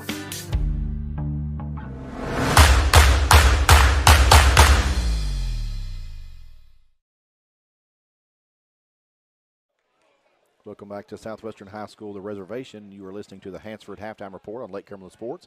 Susan Hansford believes that just like in a ball game, everyone needs a coach in the important events in life. Having a great realtor when purchasing a home or property makes all the difference in the outcome of the transaction. Susan Hansford will guide you through that transaction so you can appreciate the journey through the real estate process. Call Susan Hansford today at 606-219-3276 to begin your journey. An updated score for you. Woodford County on top of Pulaski County, 14-0. Okay. In that contest. Thank you for the update. Here at the reservation, you're very welcome. Thank you, Pat Harris. Producer extraordinaire and more, Jeremiah Jones. Doing a great job. Those beautiful camera shots. Nick Hibbert running around this joint somewhere. And Josh McKinney, 21-0 at intermission. It was scoreless at the end of one, and the offensive dam burst for Southwestern as the defense keeps on keeping on. Coach Rogers' defense is just absolutely off the chain. Scoreless at the end of one. Warriors get on the board with 7:56 to go. In the second quarter, a 1-yard touchdown tote by Christian Walden. That sends him over 1,000 yards rushing for the season. Puts the Warriors on the Randall D. Turpin CPA scoreboard first. 6-0. Moores extra point good. 7-0. Warriors get another one with 2:17 to go in the second. A 21-yard touchdown run by Walters, 13-0. Moore's extra point good, 14-0 Southwestern. Pretty much everybody in this joint thought the Warriors were going to kick it deep. Well, everybody besides the head chief himself, as Coach Jason Foley, the gambler, saw something, and they get the football back on a live football that went past the second wave of North Laurel Jags. Minute 14 to go in the second quarter. A 2-yard touchdown run by Tanner Ride. That makes it 20-0. Moore's extra point good. 21-0. Back-to-back scores. Michael Gregg, you mentioned it. It's a WWW affair in the second quarter. Walters, Ride, 21-0. What an 8 8-minute stretch of football. Absolutely. I mean, we went from a chess match to a boxing match, and you had one guy on the ropes. And wow, both of us kind of perplexed about why North Laurel didn't call a timeout. They were certainly taking punch after punch after punch and needed a little breather. Coach Foley didn't allow them to have one, just kept on gut punching. And Southwestern out to a 21-0 lead. And we talked about this in the pregame and leading up to this contest. The second half has been when Southwestern's D's been gangbusters. Yeah. So if you're going to do something to this blue and orange team, you wanted to do it early. Absolutely. It didn't happen.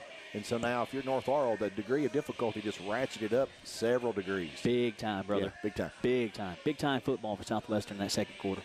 Yeah, Southwestern, some offensive statistics. Let's get to that. And I'm going to warn you, they're staggering and certainly one-sided. Now, keep in mind, when you have a sack, that's a negative rushing play, so it certainly impacts the outcome of the overall yardage.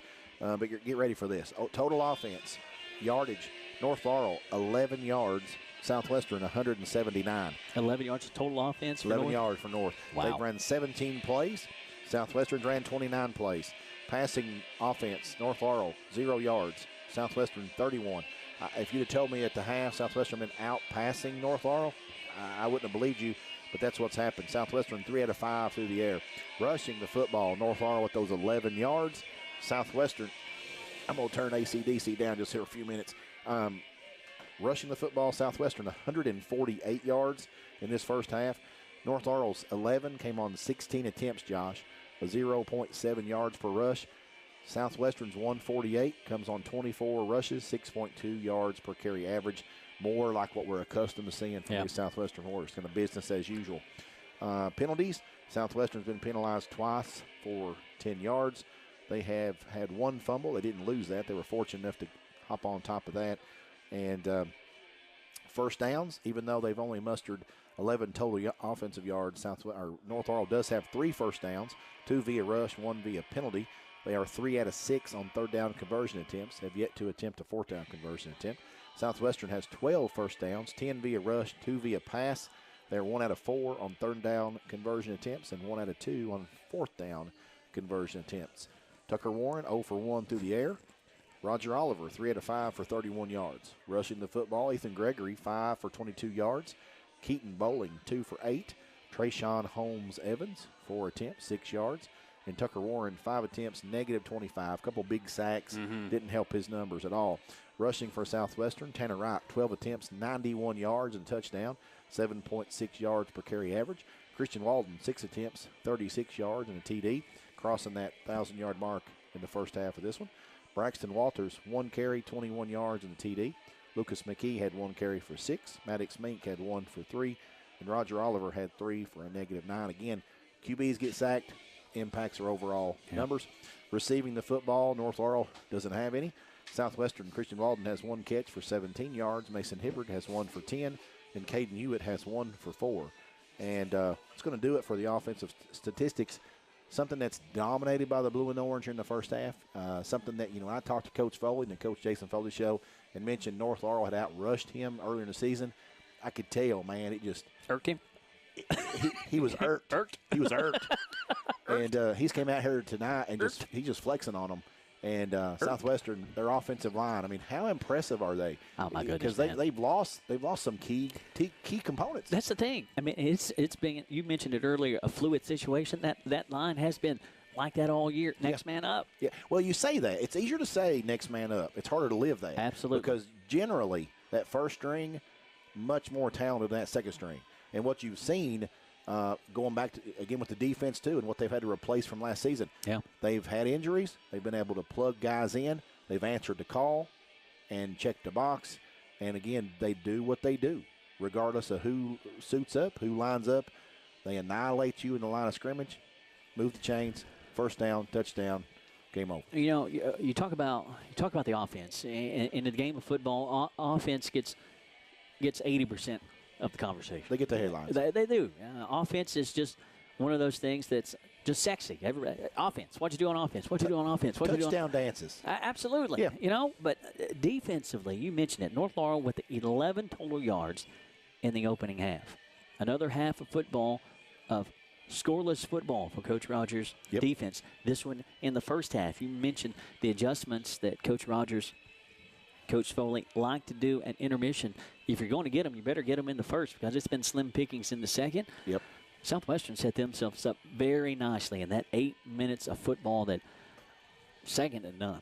I mean, that 8 minutes of football was just what just happened. That's exactly right. And it was scoreless at the end of one. Yeah.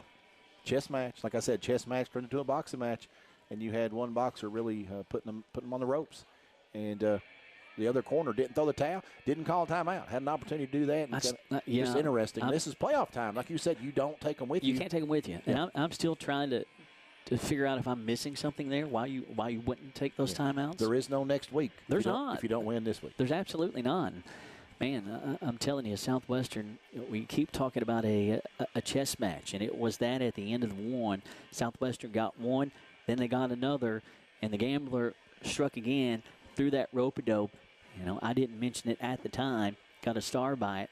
That could be game, set, checkmate. Yeah. Long way to go. And again, talked about this historic season and the undefeated record.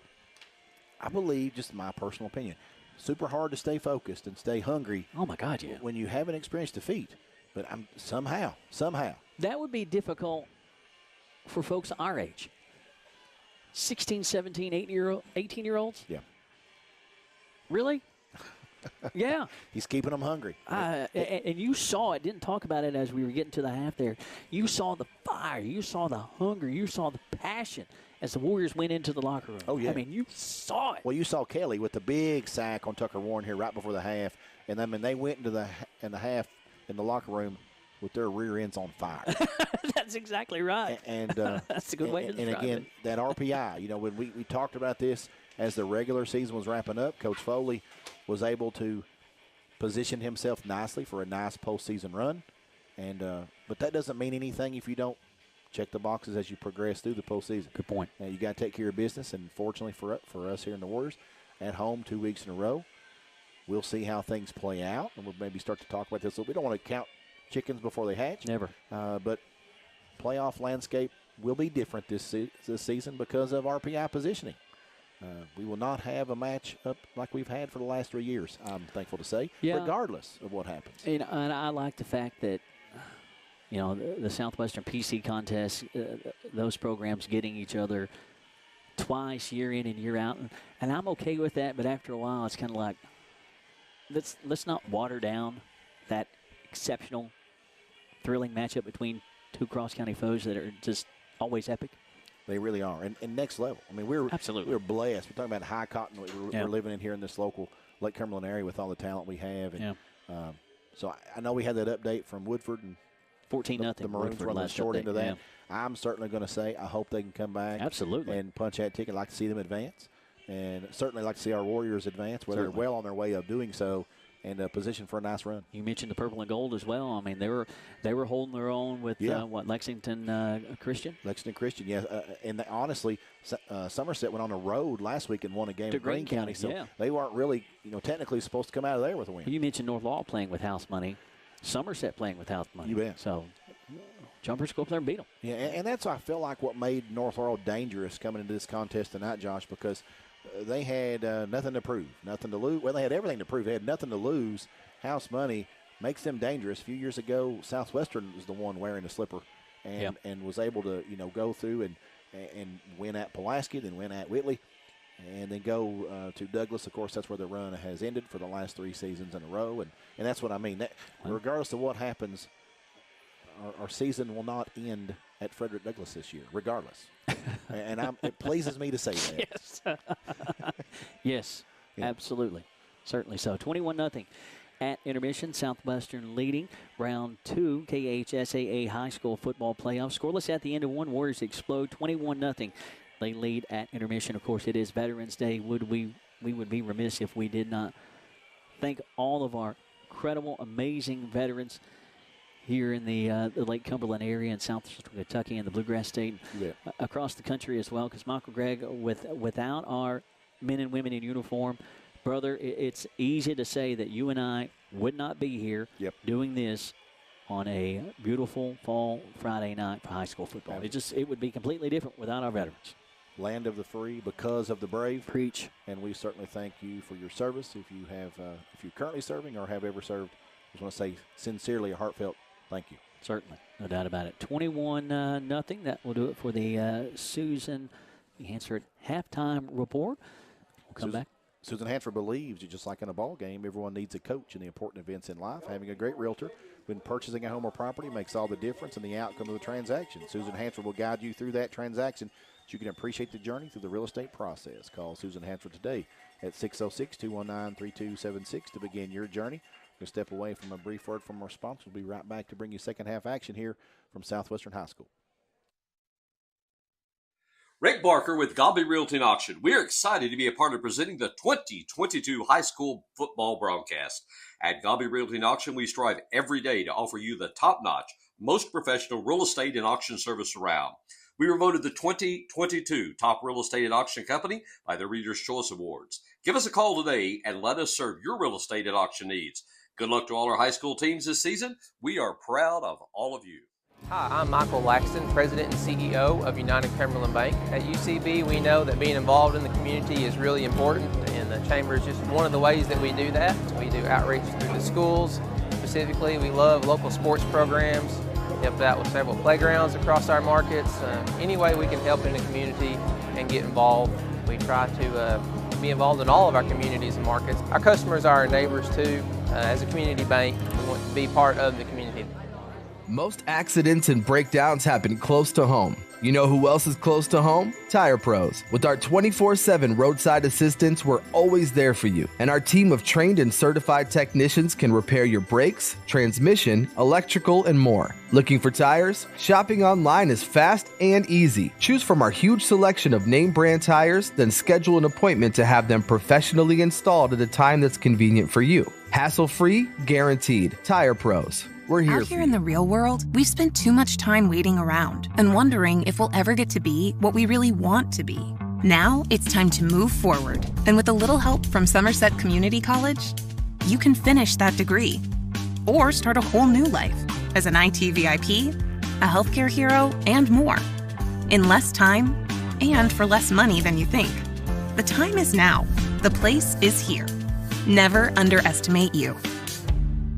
House for sale. Home for sale. Home for sale. Home for sale. Home for sale. We've got a home! Available now.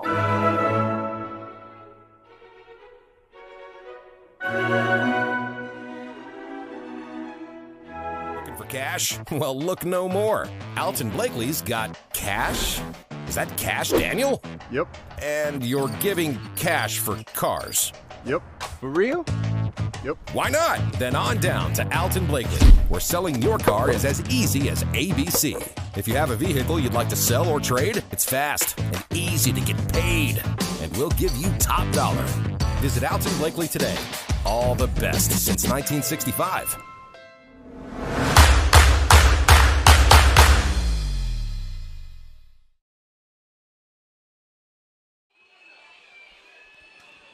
Buffalo Wings and Rings video game of the week on Lake Cumberland Sports as we get set to start the third. Southwestern will be kicking to North Laurel. 21-0. Southwestern leads. Josh McKinney alongside Michael Gregg, thanking our veterans for all of their service. We thank the boss man and the boss lady, Kevin and Kelly Lord, for this opportunity with Lake Cumberland Sports. Absolutely. Thank you all so very much. I will say that forever and ever. Amen. My goodness. Living a high life. Indeed. Indeed we are. The Warriors with an impressive 8-minute stretch in that second quarter. Scoreless at the end of one.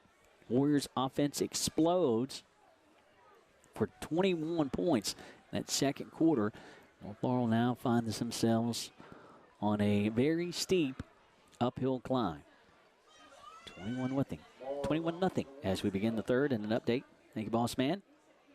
Pulaski County trailing Woodford County at the half, 14-7. Let's go Maroons. Yeah, let's go. Let's pull it out. Absolutely, please.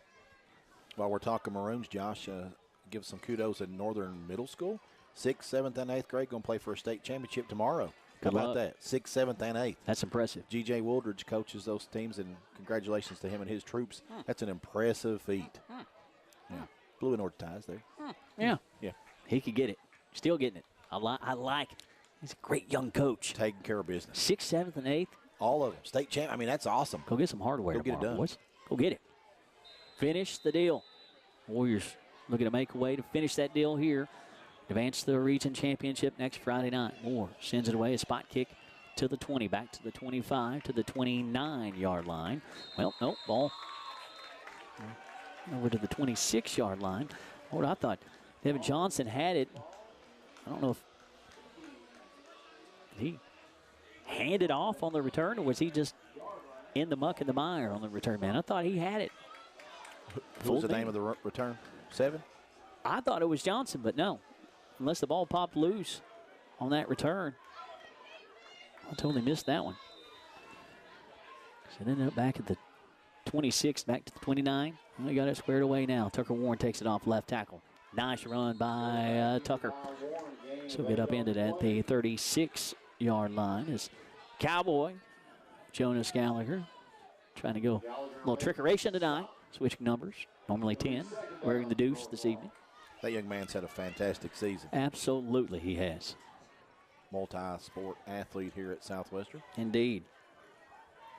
And just a sophomore.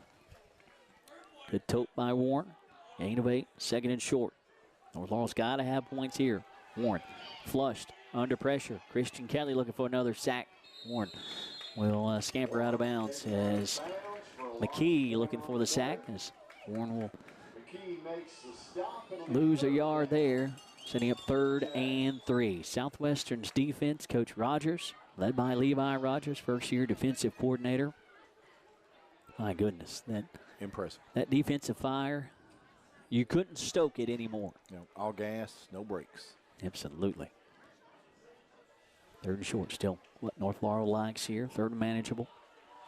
Warren out of the gun and back to his left. Gregory goes in motion top side. Movement up front. And that will be on North Laurel. Initial indication. False start on the Jags. That'll back them up. So not where North Laurel wants to be now. 3rd and 3 more favorable. 3rd and 8 not so much. Yeah, that hurts if you're North Laurel trying to get something started and stubbing your toe. Hate to say you really want points if you're North Laurel, but you really want points here. You always do, obviously, but you just don't want to hand the football back to Southwestern, who's just annihilated and owned the second quarter. Warren rolls left, good protection this time. Looking downfield, fires, overshot his man. Well overshot his man. Mason Hibbert, really the closest player to that one. That one a fall incomplete. 4th and 8. 10:50 to go, third quarter. Warriors lead 21-0. Momentum squarely on the side of the blue and orange. Absolutely every single ounce of it.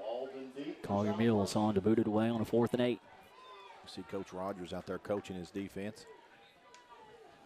Coach him up. He's done a fantastic job here in his first year. Coach him up, coach. D coordinator. Yeah. Get it done. Mills stands at his own 19 to lay the boot to it. Walden will let it drop in front of him. He'll catch it on a hop. Back at the 36, up to the 45. Tackle. A couple of Jaguars will be Trey Stidham and Gabe Cleabrook. An exchange of pleasantries. Literally, I do mean that. Little dap on the back to Walden as he was tackled rather briskly, to say the least. And Walden coming off near sideline, trying to shake out the heebie-jeebies in that giddy up he's got. Walden stretching, walking near home sideline. He'll be okay. Hard open field tackle. These two teams getting after each other. Oliver brings them to the line. 1st and 10. The handoff goes to Walters. Swaps hand, lowers his head. Gets a couple more yards after he lowers that big shoulder. Gets to the North Laurel 47-yard line where they're going to sit it down. Gain of 8. Walter's a good-looking running back, good-looking athlete. You saw him come out of the backfield, change the ball over to that left-hand side, just really looking comfortable and running strong, and big body to try to tackle. 6'2", $185. Yet another sophomore. Yeah, bright future. And Foley's boys. Single back set. Handoff, Maddox Mink. Sidesteps Sakai. Mink just moving the pile. Inside the 40 to the 36. Maddox Mink. Coach, you should let me run it more. Give me the ball. Coach Foley's answered. That young man, we've said this time and time again about so many Warriors. He's had a great season. He's a spark plug for this team, too. Absolutely on is. both sides of the football. Yep. He's had a gangbusters defensive season. Was Kentucky Defensive Player of the Week one week. Yeah. Offensively, brings a lot to the table. Lays the boot to it as well. Yes. Tanner Wright. Around right tackle. Turns it north-south. Back at the 34. He'll get up to the 31-yard line. Bottom man off the pile. Jags will be Ethan Jackson. 2nd and about 5. Approaching 9 minutes to go. Third quarter. Warriors 21-0. They got all of those points in an 8-minute stretch in the second quarter. Tanner Wright checking out for a breather.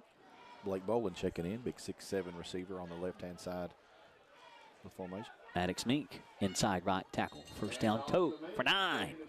So get to the 25-yard line. This is just power football for the blue and orange. And North Laurel has not had an answer to stop it. No, and very few teams have, if anybody has, really. And we've talked about that game in and game out. Opponents know what Southwestern's going to do. Yeah. It's like PC. You know what they're going to do. Like to throw it to Godby. You know what Southwestern's going to do. You just got to try to figure out how to stop it. And again, Coach Tank, Peyton Phelps, just done a phenomenal job here with this offensive line. Yeah, those guys up front are doing it. Walden, around left tackle, to the 20, to the 15. Looking for a lane, to the 10, to the 5. Pushed out of bounds at around the 8-yard line. It will be a 1st and goal for the blue and orange. Walden over 1,000 yards rushing tonight. He's got a touchdown.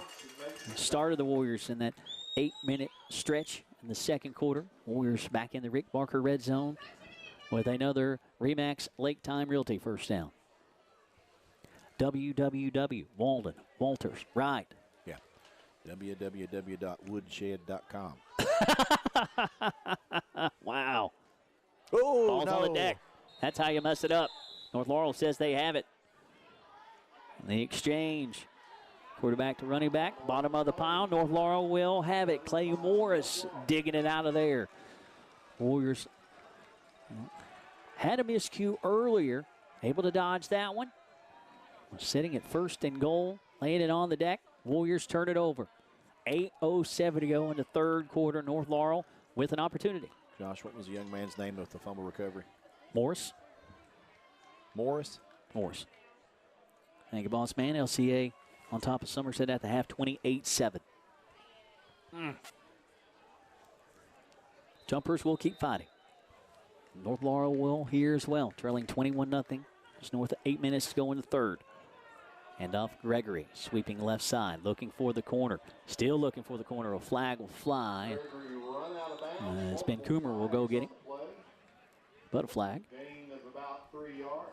Short game. Will it stand? Gregory stringing it, far sideline, stringing. Need the corner, need the corner. And on the gate, 3-yard gain. Spot foul. And flag is lying right at the line of scrimmage. Line of scrimmage is at the 9-yard line. Back them up to the 5. So first and 15. First down, or the down marker is really at the 10. Under 8 minutes to go in the third. Tough sledding tonight for the Jaguars. Coach Rogers' defense has been fierce tonight. Warren looking for something on the right side, and there is just absolutely nothing there. Design run, Colt Golf, Maddox Mink, Associates, hats to the football. Yeah, they've not given Tucker Nothing. Warren any opportunity to get his wheels under him. Nothing. North Laurel had 11 total yards of offense in the opening half. 11 total yards of offense in the opening half. Last week against Collins, North Laurel 441 rushing yards of offense, just rushing the football last week. 400 plus, almost 450. Wow. North Laurel now at 25 yards of total offense, Josh. Second and long, Warren calls his own number again. North-south. We'll get up to around the 10-yard line. That'll set up a third and 9 for North Laurel here. 6:50 to go. It'll be third down. Third and long here. We're scoreless at the end of one. Warriors explode in an 8-minute stretch of epic football. I'm going to give Coach Foley a little grief about that. Really only played 8 minutes of football. Some chess match going on here. Right? Yeah, absolutely. 21-0. 6:20 to go, third quarter. Still plenty of football left. Warriors just laid one on the deck. That's how you keep a team in it. As Warren laid it on the deck, fumble. He'll just fall on it. As Ben Coomer was right for the scoop six. Wise decision by Warren just to fall on it. Punting unit again for North Laurel. My goodness.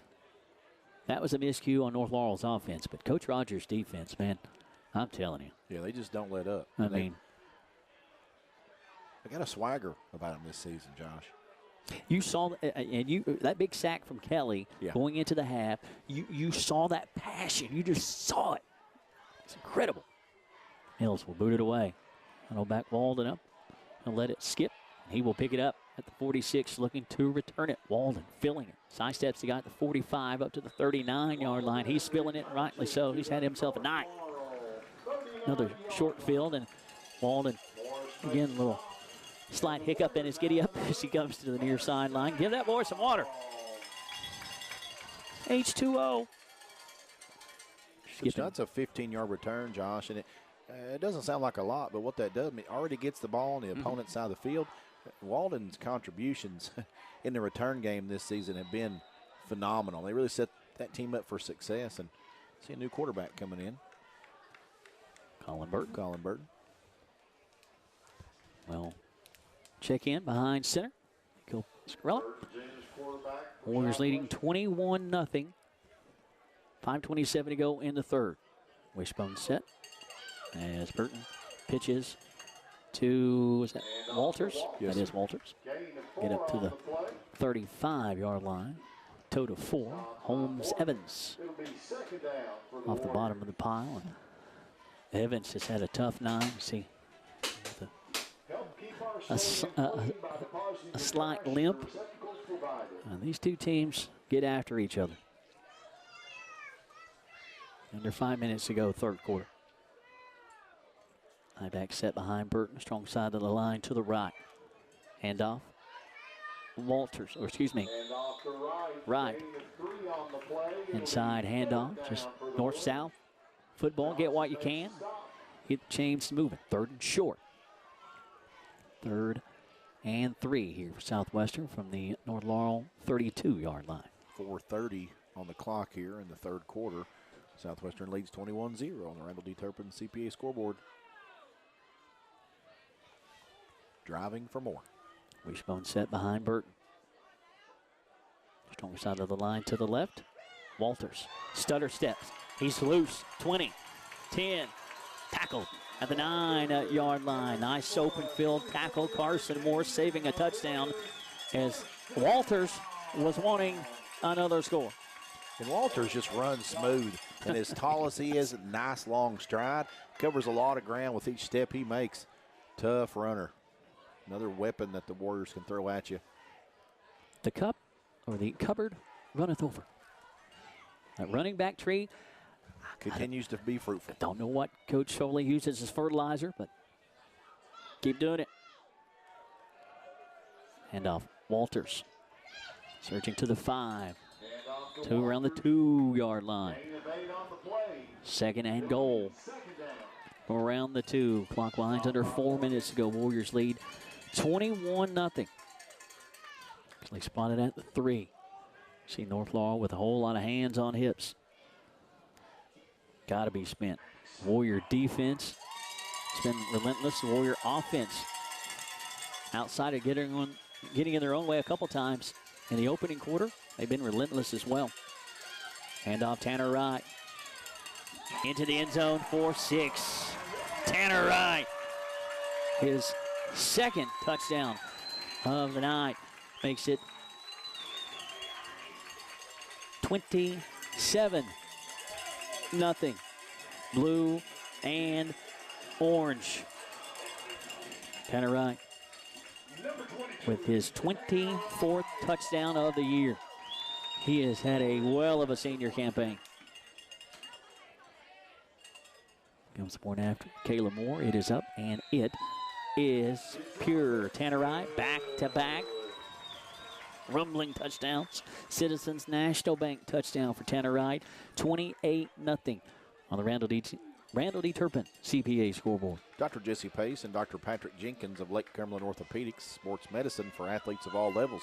From the weekend warrior to the professional at Lake Cumberland Orthopedics, our goal is to get each patient back to the highest level of physical activity possible. We are proud to support local athletics by serving as team physicians for Lindsay Wilson College, Southwestern, Somerset, Pulaski, and Wayne County High Schools, and other athletes throughout the Lake Cumberland region. Be sure to check out our Facebook page each week for our Lake Cumberland Orthopedic Student Athlete of the Week. And this week, Mason Daughtry, golfer, is this week's LCS Student Athlete. Mason is a senior on the Pulaski County High School golf team that won back-to-back regional titles, and this year competed in the state championship for the first time in school history. Congratulations to Mason Daughtry of Pulaski County High School. Well deserved. 28-0. Southwestern leads on the Randall D. Turpin CPA scoreboard. Buffalo Wings and Rings video game of the week. Southwestern pulling away. And this one is Kayla Moore has it teed up. Tim Spears Realtor kickoff here. This Veterans Day, saluting our veterans. North Laurel looking at one another. Going to have to get on it. Jag will pick it up late around the 18-yard line, and a late flag will fly. Turn man will be Holmes Evans. Evans has had a tough night, taking a lot of big pops and slow walking off to the North Laurel sideline. He is a gamer.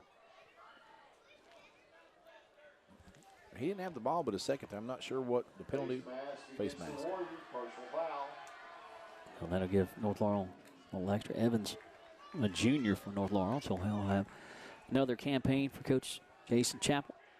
First year at the helm of the Jaguars. It was the big variety of face masks. Yes, it was. 15-yard penalty.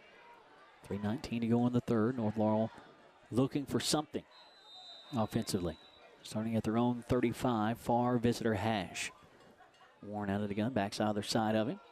Running backs ran into one another. And Gregory, the running back, got the handoff. Greeted in the backfield by Kelly, Jadon Washington, and Jonas Gallagher. That, in a nutshell, has been North Laurel's night. Sometimes you have those nights. It has been tough sledding for North Laurel tonight. 2nd and 10, they'll say. Running back able to get back to the line of scrimmage. Clock lining under 3 minutes to go. Trips near home sideline for North Laurel. That's the wide side of the field. 3-man front. With the fellas in black. Warren looks to throw. Fires over the middle. Big collision. As Maddox Mink laid the lumber to the receiver. The receiver will peel himself off the deck. That will be Hunter Morgan. Reeled it in for a gain of 7. That will be a tough 7-yard catch. It's one of the toughest 7 yards you're ever going to see. That was a hard-earned 7 yards right there. Got to be brave to go over the middle. Yeah. Maddox Meek going to make you think about it the next time you come through there. Hunter Morgan did. 3rd and short. 3rd and manageable. 3rd and 4. As Warren will keep it himself, looking to shake away from McKee. Did so. Got the first down. Getting a couple more. Ball will pop loose late. Warriors are there on their own side of the field. Dog pile in front of the North Laurel bench. Southwestern says they have it, and they do. As Warren laid it on the deck, Lucas McKee comes out with the fumble. Jonas Gallagher there as well. As it was good for a first down for Warren, fighting for some extra. Look at that dap between Cowboy and McKee. Coach out to give him that dap. Defensive takeaway. Minute 54 to go, third quarter. This one's all Southwestern. And Lucas McKee, a sophomore, has had a phenomenal campaign defensively. Continues to impress. He had 2 fumble recoveries last week against Mad South. Adds another one here. We set it up as a Donnybrook, as 2 teams that mirrored one another. Southwestern had an 8-minute stretch where they exploded for 21. This one's getting away. As Walden will be wrapped up, dropped. And the backfield, Morris will get him for decent loss. Walden slow to get up, pull himself off the deck. Once again, mentioned it earlier, a whole lot of rain overnight into the day today from the remnants of Hurricane Nicole. Say that to say this. We don't have to worry about a pig pen tonight, thanks to the Pulaski County Board of Education. Playoff conditions, they'd be perfect. Absolutely. Thank you, PC School Board. Richardson, Assistant Superintendent Matt Cook, and everybody at Central Office. Thank you for investing in our athletes. 2nd and 13. That's Braxton Walters. Comes near home sideline. Blockers downfield. Look at all those blockers. 4 Warriors. It's going to be all for naught. Flag on that one in the backfield. Missed that one. Under a minute to go, third quarter. Back the Warriors up. Holding against Southwestern. Let's get this penalty correct on the 31. That is a big penalty. I was going to set up 2nd. And, you got it. 2nd and 20. Give me just a second. 26. What I've got. Fair enough. 2nd and 26. Fair enough. What you got in your playbook at 2nd and 26? Well, I see a young Colin Hibbard in the game, so I say you chuck it to one of the Hibbard boys. You got both of them in there, both split out right, wide right. Grade 8 or 5. Burton out of the gun. 2nd and long. Fires, throws, upended as Colin Hibbard will reel it in. Big time contact, because that was a high throw from Burton as Colin had to climb the ladder to get it. Had those legs just demolished The defender. Third. And 31 now. 32. 32. And that will do it for 3. 28-0. Southwestern. Randall D. Turpin CPA scoreboard. Buffalo Wings and Rings video game of the week. Since 1988, Toyota of Somerset has been serving and supporting our local communities. We want you to know that we are here for you and your family. Someone you can trust. Someone you can count on. Now and for the better days to come. Trusted, loyal, dedicated, helpful, and consistent. Toyota of Somerset. Come see us or visit us online at toyotaofsomerset.com. We, the people of this great land, are resilient and will get through this. And buying and selling is the real stimulus. Land and real estate are the premium investments, and they're not just making any more land. At Ford Brothers Auctioneers, we'll get you the most for your property with live, online, and multi-parcel auctions. Selling farms, homes, developments, and commercial properties for top dollar. Give us a call or online at FordBrothersInc.com.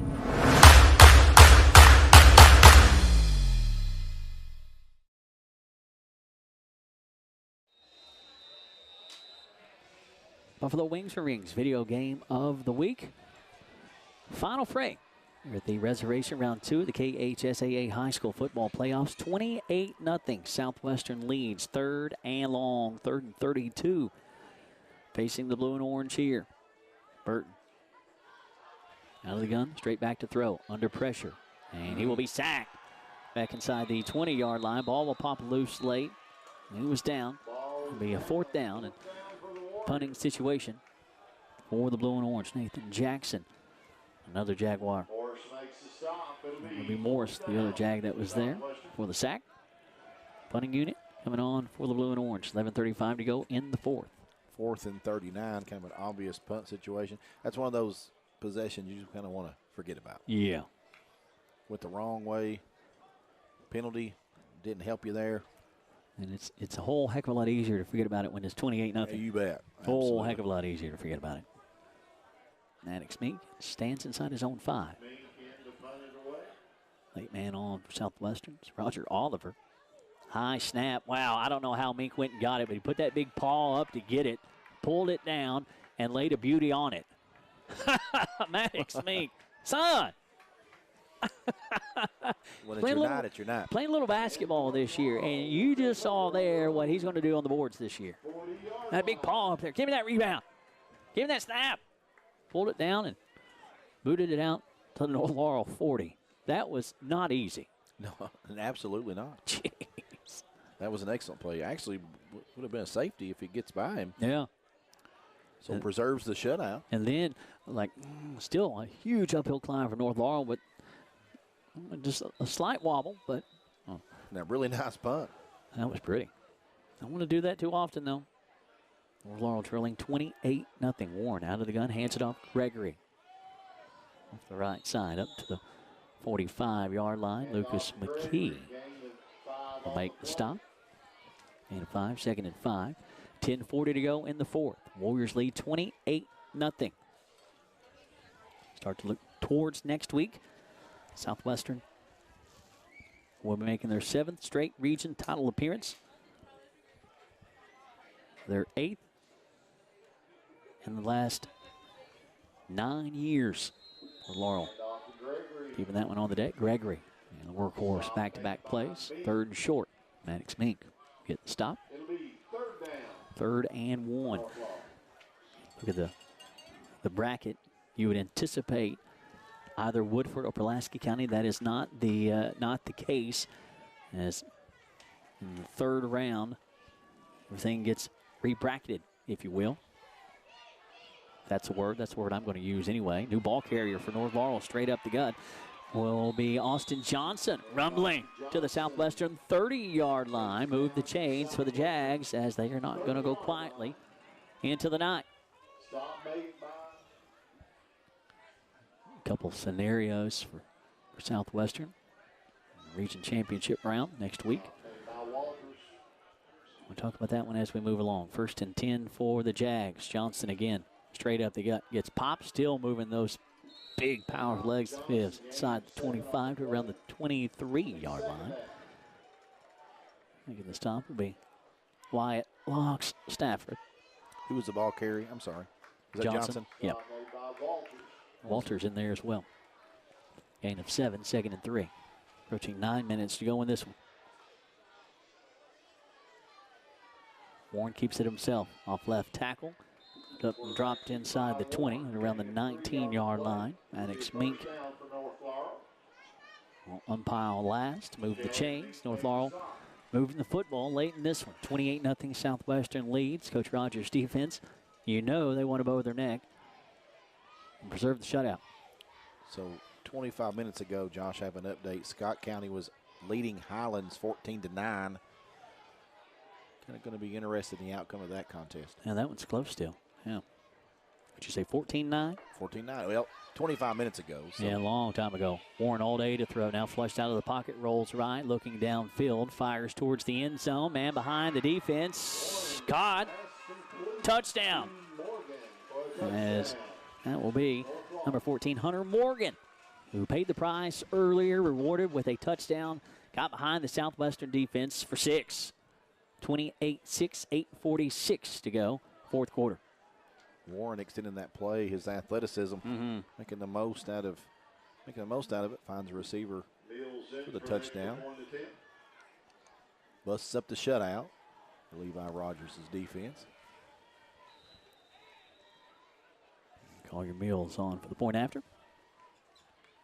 North Laurel, little discombobulated here, if you will.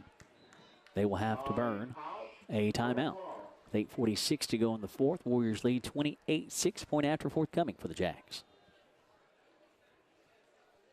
Join us after the game on Facebook for Alton Blakely postgame show. Now is a great time to order your new Ford from Alton Blakely. Right now, when you order your new Ford, you can lock in low APRs for up to 84 months. Get the new Ford you've always wanted and no worries about fluctuating interest rates. Your rate is locked in when you order. See Alton Blakely Ford for details. South Highway 27, AltonBlakely.com. And since 1979, Modern Systems has been protecting communities all across Kentucky, and they are proud to be part of the community they serve, putting time and sponsorships in numerous charities like Project 5810, Relay for Life, March of Dimes, Heart Walk, local school programs, and many more. Modern Systems, your neighbors and your friends, and they work 24/7 to protect the things that matter most to you. From homes to businesses to schools and churches, let Modern Systems be your trusted name in security. Call your meals on for the point after. 28-6 Warriors with the lead. Good penetration from Southwestern. Mills able to boot it through. 28-7 on the Randall D. Turpin CPA scoreboard. Laurel inching closer. Still a massive uphill climb. Big thank you to Don Franklin Somerset Family of Dealerships Kentucky for being our official photography sponsor here on Lake Cumberland Sports this season. Be sure to take advantage of the end-of-season savings at any of their 4 Somerset locations or visit them on Facebook at Don Franklin Somerset Family of Dealerships. They treat you like family. And Henderson Chiropractic is committed to relieving your pain using the true principles of chiropractic care. Their caring, helpful team strives for excellence through extraordinary service and patient education. Dr. Henderson provides chiropractic care for injuries that occur during sports, auto accidents, work-related activities, or just everyday wear and tear. The experience you need for the results you want, that's Henderson Chiropractic. Thank you, boss man, for the update. Woodford County leading Pulaski County midway through the 3rd, 28-14. Got an uphill battle, but yeah, I know the Pulaski County Maroons will empty the tank in their efforts to come back in that one. Certainly pulling for them to advance. Well, as I was quoting Brody Perkins last week in his Instagram post, I'm going to quote the Broad Dog again. It's do or die time. You know, you got to leave it all out. You know, North Laurel is going to try to come up with the onside kick here. Trailing by multiple scores, 28-7, 8:46 to go. In this one, you never know. Mills with the onside kick attempt. Big collision. So Owen Campbell was a Warrior that got popped. Owen Campbell, watch your hands there, number 1, and a flag will fly late on that one. Owen Campbell took a big shot, never lost the football, sure-handed. Well played, Owen. Took a big shot. fielded that football cleanly, tucked it away, took the abuse. That was fierce. The person on the hit, if I'm not mistaken, was number 4, Tucker Warren, the QB. Wow. I mean, I'm fairly certain that's who it was that laid the lumber. It did. Surprising that that's who it was doing it. But I think, he's like, Coach, I've taken licks all night long. I'm tired, Let me Coach. give some of them. I'm tired. Let me hit somebody. Taking them. Let me give some of them.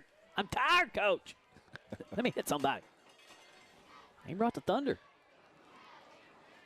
And that will be unsportsmanlike conduct call on the Jaguars, and that will give the Warriors a chunk of yards. After the onside kick, Roger Oliver checking back into this one. Interesting. 28-7. Warriors looking for more. Oliver's orange socks, just a little different shade of orange. It's Dayglow. Dayglow, yeah. First and 10 for the blue and orange from the North Laurel 39. Eye back set. Oliver turns and hands it off to Tanner Wright, still in this contest. Flag will fly late, little extracurricular here and there, and this is what you're going to get. Yeah, and for my money, I think Double Deuce's night's done. You need him next week. Yeah. Well, you need all these guys next week, but Tanner Wright's one of those guys that he's got nothing else to prove tonight. 3-touchdown lead. Personal foul, face mask. There will be a face mask on Southwestern, so that will give a chunk of yards back. Yeah. And the Warriors will start around the vicinity of where Campbell fielded the football on the onside kick. 8:39 to go. I do not like what's setting up. This one's getting chippy late. Warriors lead by 21. Wishbone set behind Oliver. 4-man front. Handoff goes to Tanner Wright. Off right tackle, 45 to the 40. Nice chunk of yards there for Tanner. We'll get back to what was the original line of scrimmage. Close to it anyway, just shy of it. 2nd and 11. Tanner fired up over there as he comes off the sideline. Thank you, boss man. Scott County leading 22-9 midway through the third. Is that Scott County and Highlands? Yes, sir. As I understand it, the winner of that one will be who we will face next week. And if Scott County wins, we go north. Southwestern going to Scott County. That's the understanding I have now. Gotcha. Looks like Scott County's got that one. 22-9, a little more comfortable. And the handoff goes to Christian Walden off left tackle. Flags will fly late on that run. Walden carries it for a gain of 4. Official sorting this one out. Morris makes That will be a holding on Southwestern. 7:44 to go, and this is setting up to be a long fourth quarter. Holding against the Warriors. Thanks for joining us for Buffalo Wings and Rings video game of the week. Flags are plentiful. Here in this drive. Started with an onside kick. Penalty there. Penalty this way. Penalty that way. Penalty this way. Penalty that way. 28-7 Southwestern. 7:35 left on the clock in the fourth quarter. Southwestern looking to just get this game in the books and advance. Oliver looking to throw, fires over the middle, caught down at the 35 to the 30-yard line, right at the first down marker. As Jaguar lost his helmet, Christian Walden. Walden's world has he's done it all tonight. Yeah, I like that play. Nice catch by Walden. He takes a pop, holds on to the football. Move the chains. Remax Lake Time Realty first down. Oliver pitched it downfield, spun it downfield. Walden climbed the ladder for the reception. Move the chains for the blue and orange first and 10 Southwestern from the North Laurel 29. 7 minutes to go. Warriors lead 28-7. Handoff. Running back for Southwestern inside left tackle. Gain of 3 on the play. That was Haynes. 3-2, not 2-2. Stop by Morris. It'll be 2nd down for Southwestern. Unless I'm mistaken. That is Haynes. 3-2.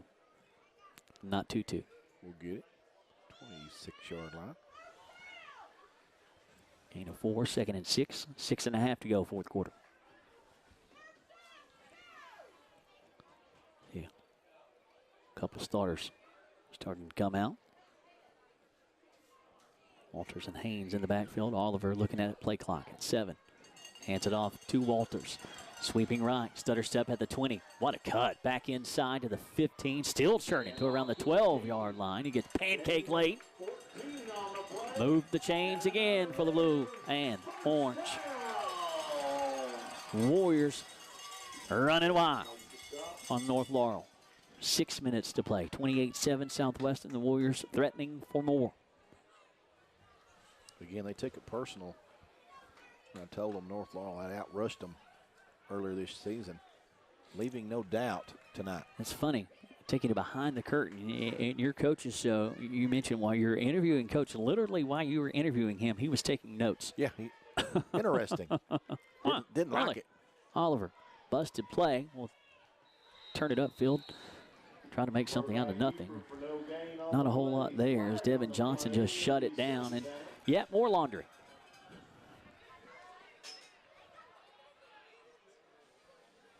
That was busted. To me, like from the get-go, Warrior Mamas getting after the boys. 5:27 to go here in the fourth. Well, maybe they moved the football on me. Personal foul. That will be on Southwestern. No, they're not. No, they're not. One thing the officiating crew will not do, will be kid you. No. Our microphone's set in a perfect spot to capture the emotions, the raw emotions of Warrior fans. We love our Southwestern mamas. We love our Southwestern mamas. It's 28-7. It's going to be okay, Mama. Yeah. It's going to be okay.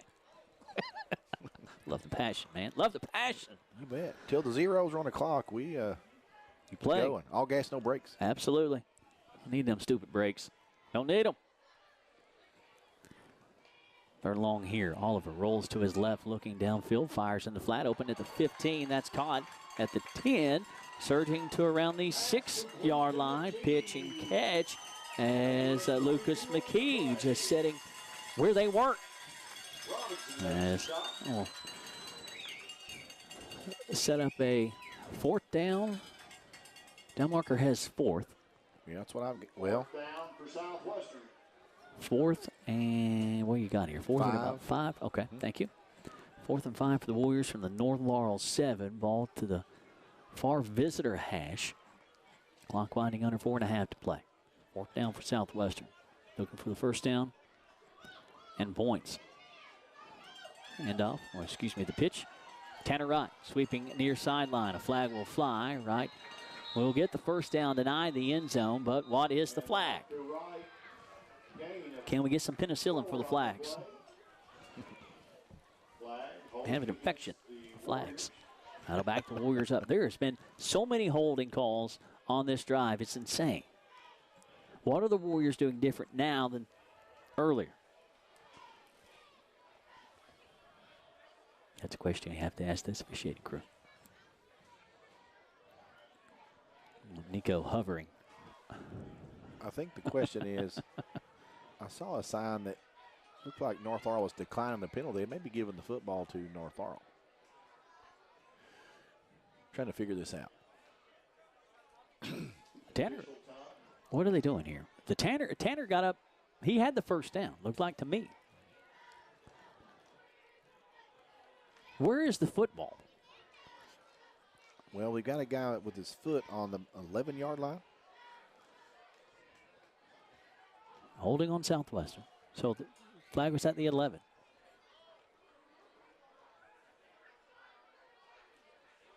Okay. So a spot foul from there, and they will discuss. And I will remind you, it is 28-7 with 4:12 to go in the fourth. Thanks for joining us for Buffalo Wings and Rings Video Game of the Week. So that will re-ratchet it at 4th and long for the blue and orange, as they will just be back outside the Rick Barker red zone. They can pick up the first down at the North Laurel 3. Clock winding. 4 minutes left in this one. Warriors lead by 21. Finally got that sorted out. Sheesh. Well, Nico's still looking for an explanation. He's not going to get one. That big man asked for an explanation. I'm going to give him one. That's just me. We would. Yeah. We're not the Whitehead, though. No. Goodness gracious. Now what we got? Timeout? We're confused. There's mass confusion. North Laurel takes the timeout. With 3:40 to go. Fourth. North Laurel has one timeout left. Southwestern leads 28-7 on the Randall D. Turpin CPA scoreboard. Conveniently located off North Highway 27 between Big Lots and Cabana, Magic Monograms is the place for custom embroidery, screen printing, and so much more. They can put your designs on medical and athletic uniforms, corporate and school apparel. Find them on Facebook. Search Magic Monograms and Embroidery. And Intrust Healthcare Counseling Services has made it their mission to be a trusted leader in promoting mental health in Kentucky for the last 23 years. We personalize your services to meet your needs, whether that be in our office, over the phone, or through your computer. Call Intrust at 606-676-0638 to get services started today from anywhere in Kentucky. You can always visit their Facebook page at Intrust Healthcare Counseling Services to learn more about how they can help you or your family today. At Intrust, your mental health matters. And a big thank you to Don Franklin, Somerset Family Dealerships, for being our official photography sponsor here on Lake Cumberland Sports and sponsoring our game day picks. Be sure to take advantage of the end-of-season savings at any of their 4 Somerset locations or on Facebook at Don Franklin, Somerset Family Dealerships. They treat you like family. At the conclusion of tonight's contest, we'll award a Somerset Community College Offensive Player of the Game, as well as a United Cumberland Bank Defensive Player of the Game and a Big Blue Septic Service Lineman of the Game. If we can only get this game over. I don't know what we got going on here. Is that Stephen Butcher that they have called near home sideline, walking down near sideline towards the end of the Southwestern players? It is. As Assistant Principal Stephen Butcher, as well as Athletic Director Alex Eaton. There's something going on that we can't see. Not sure. Can't we all just get along? Well, all of this amounts to a hill of beans because it's 28-7, 3:40 to go here in the fourth. Thank you, boss man. Woodford County still 28-14. It's into the third. PC is driving. Maroons need a score there. Warriors want to get this one in the books, as we do. Oliver takes the handoff on fourth and long, looking nothing to the right. Flushes back left, directing traffic, fires back across his body towards the end zone. Caught at the back of the end zone. Touchdown, Southwestern. What? Caden Hewitt. Let's watch this. Oliver, right. We gotta see it. Nothing. Scrambles left, looking, directs traffic, fires back across his body. Hewitt's out. Hewitt's out. That's Hibbert. No, it's Hibbert. That's Hibbert. Oh, my goodness. Where was he? I didn't even see him. Goodness gracious. Like Houdini. Where were you, Mason Hibbert? He come from the stands. That's what they were doing. That's what Butcher's over there doing. What? That's insane. 4 on for the PA. It is up, and it is good. Where did Mason Hibbert come from? I have no idea. Jeez. Wow. That's insane. That's impressive. Wow. That is impressive. I don't know what else to say about that other than hats off to number 5, Mason Hibbert. And nice play by Oliver, extending that play. Absolutely. Having a nice pass there to deep in the end zone. Yeah, you heard that flag on the play. Yeah. Well, you might forgive me if I don't log this penalty. Now, Oliver to Houdini, Mason Hibbert. Seriously. Yeah. Where the frig did he come from? I thought it was. I saw Perkins and Hewitt. Yeah. Where's Mason? In Hewitt's pocket? I don't know. But Hibbert. Shenanigans. Yeah. Hibbert impresses. And we talk about a lot. He out-athletes folks. That was just insane. And, yeah, that was insane. How far was that touchdown, by the way? That was a Roger Oliver to Mason Hibbert for 21 yards, Josh. Thank you. 35-7 on the point after. North Laurel will get tagged for the unsportsmanlike conduct. I understand what the officiating crew is doing, trying to keep this one in check. Emotions are high. Warriors are rolling. North Laurel it has been one of those nights for the Jaguars. But a formidable opponent that got hit with a rope-a-dope. They found themselves on the short end of it, 14-0 with 2:17 to go. And the gambler strikes for Southwestern, that being Coach Jason Foley, rolling the dice, get another touchdown, 21-0. And all intents and purposes, it was over. Still football left to be played. You never know, but yeah. Elijah Haynes going to come in and kick this one off, Josh. He's going to kick it off from the North Laurel 45 because of that penalty. Kick this thing through the uprights, young man. You know. 7-9 wants to tag it. 35-7, 3:30 to go in the fourth. An insane touchdown by Mason Hibbert. Low liner. Gregory returns it from his own 5. Back to the 10. We're near sideline 15, 20. Ran out of bounds. Flag should fly there. We've had flags everywhere. No flags on that one. And Warriors down. Cunningham makes the stop. Cunningham will get the stop on Gregory. The row on the year. You think, well, a lot of history this year for Southwestern. How much more can they accomplish history-wise? Well, they're 3 minutes and 23 seconds away from winning the most contests in a single season. 30th year for Southwestern football. They've never won 12 games. Never been north of 11. Has Southwestern ever played Scott County? That changes tonight. That's a tease for next week. Okay. It's been a while. If they have. 35-7. Late in the fourth. Warren still trying to go to work for North Laurel. Flushed out of the pocket. Looking. He'll tuck it himself. 30, 35, 40. Up to the 46-yard line. It's Gallagher and McKee. Come to get the stop. Thank you, boss man. Scott County leading 22-16. Wow. Big comeback for Highlands. 22-16, 10 minutes left, fourth quarter. Woodford County on top of PC, 28-21, 11:47 left in the fourth. Let's keep this thing going. Let's go, Maroons. Here it's 35-7 Southwestern. As North Laurel goes to the air, Maddox Mink just absolutely cleaned the clock of John Begley. Your receiver paid the price for a 2-yard gain. That was Trey Stidham on the catch. Stidham? Sorry. Maybe a different guy now that he got his clock cleaned. He may call himself a different name. That's what I've got, number 20, Trey Stidham. I had Begley with the catch. Oh, well. That's okay. It's Gregory. Goes off right tackle. My mistake. Approaching 2 minutes to go. Golf gets the stop. Interesting developments late in games that we have for you on Lake Cumberland Sports. Well, one of them anyway. Woodford County PC, 28-21. 11:47 left in the fourth. Scott County leading Highlands 22-16. Warren all day to throw this time. Nothing there. He'll tuck it and run, sidesteps a defender. He'll get the first down. Keeping it himself. Get to the Southwestern 44-yard line near home hash. Under 2 minutes left in this one. Foley's boys going to improve to 12-0 on the year, playing for yet another region championship.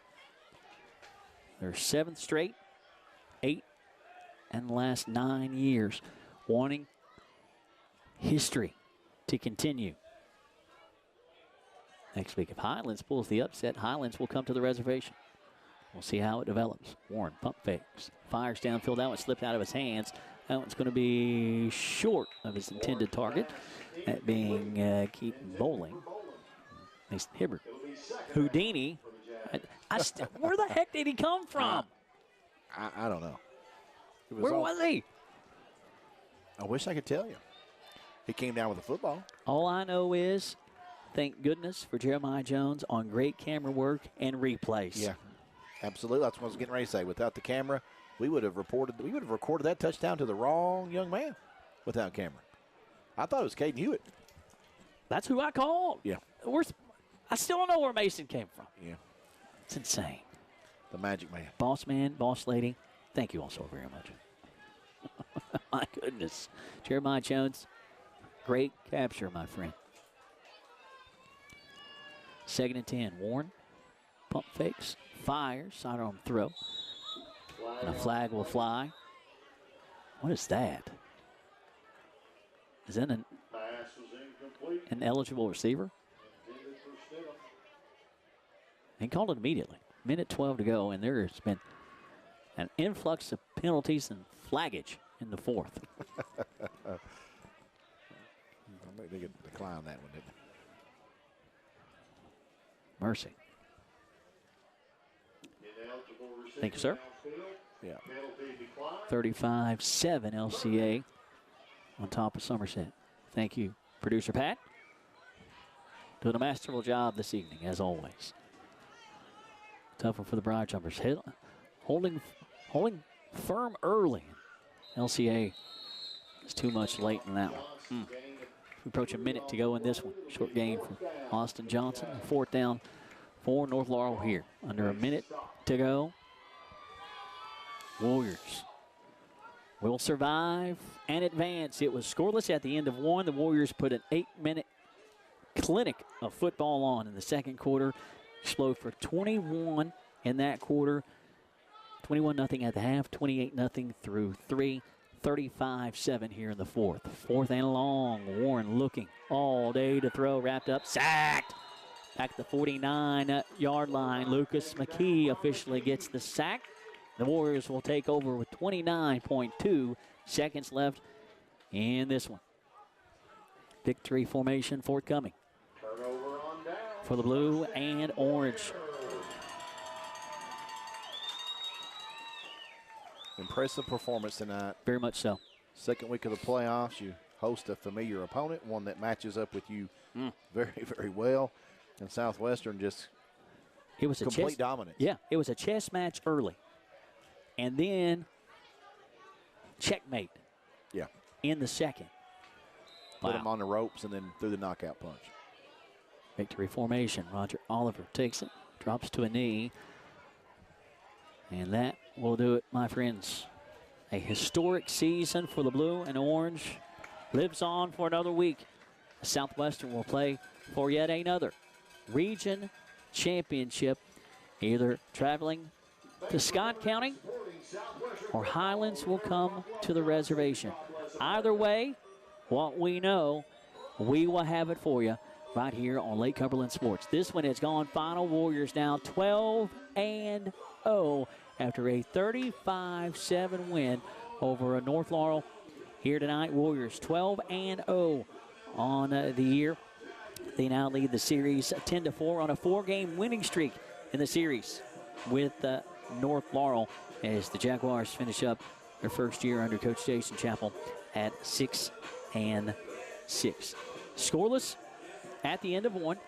21-0 at the half. The Warriors use a clinic of offense and defense in that 8-minute stretch in the second quarter to have that 21-0 halftime lead. Warriors get another one with 3:24 to go. In the third, a 3-yard touchdown run by Tanner Wright. That makes it 27-0. Moore's extra point good. 28-0 through 3. North Laurel gets their touchdown, their lone touchdown on the night. 8:46 to go in the fourth. TD pass from Warren to Morgan, 28-6. Extra point, Mills is good, 28-7. Southwestern answers with one that I still don't know where Mason Hibbard came from. I'm going to have to ask that young man where exactly he was to catch that touchdown. Incredible work by Jeremiah Jones. Incredible camera work to capture that.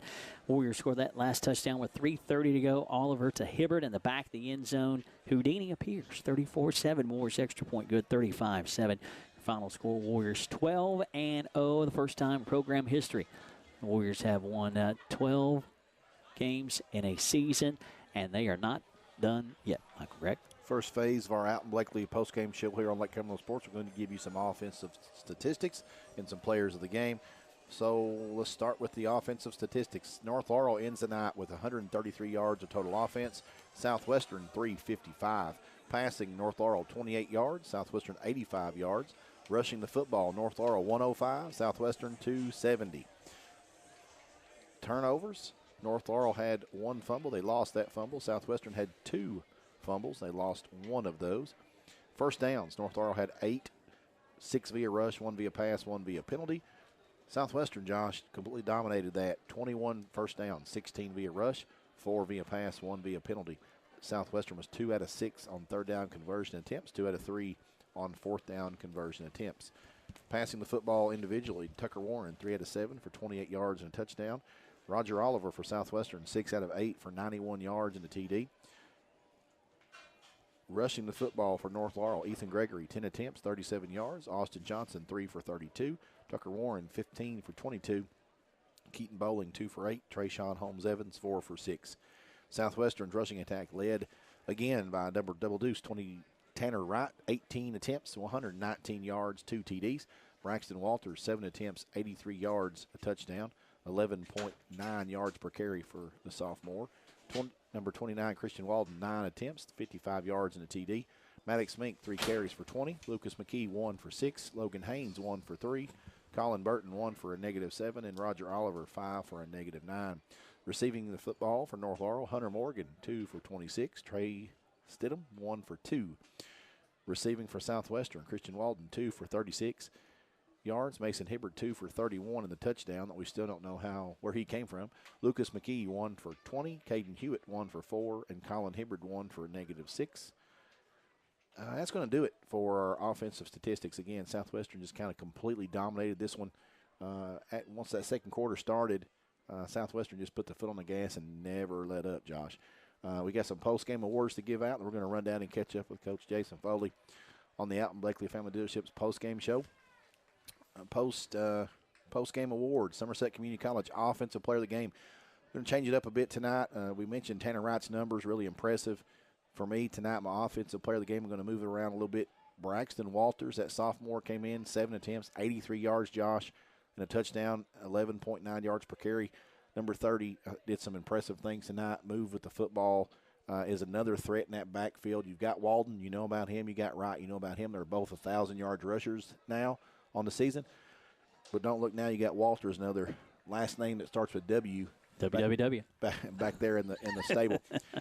For our Defensive Player of the Game, going to go Colton Goff. He started out hot early and was a force to be reckoned with on the defensive side of the football. Our UCB, United Cumberland Bank Defensive Player of the Game, Colton Goff. It's back-to-back.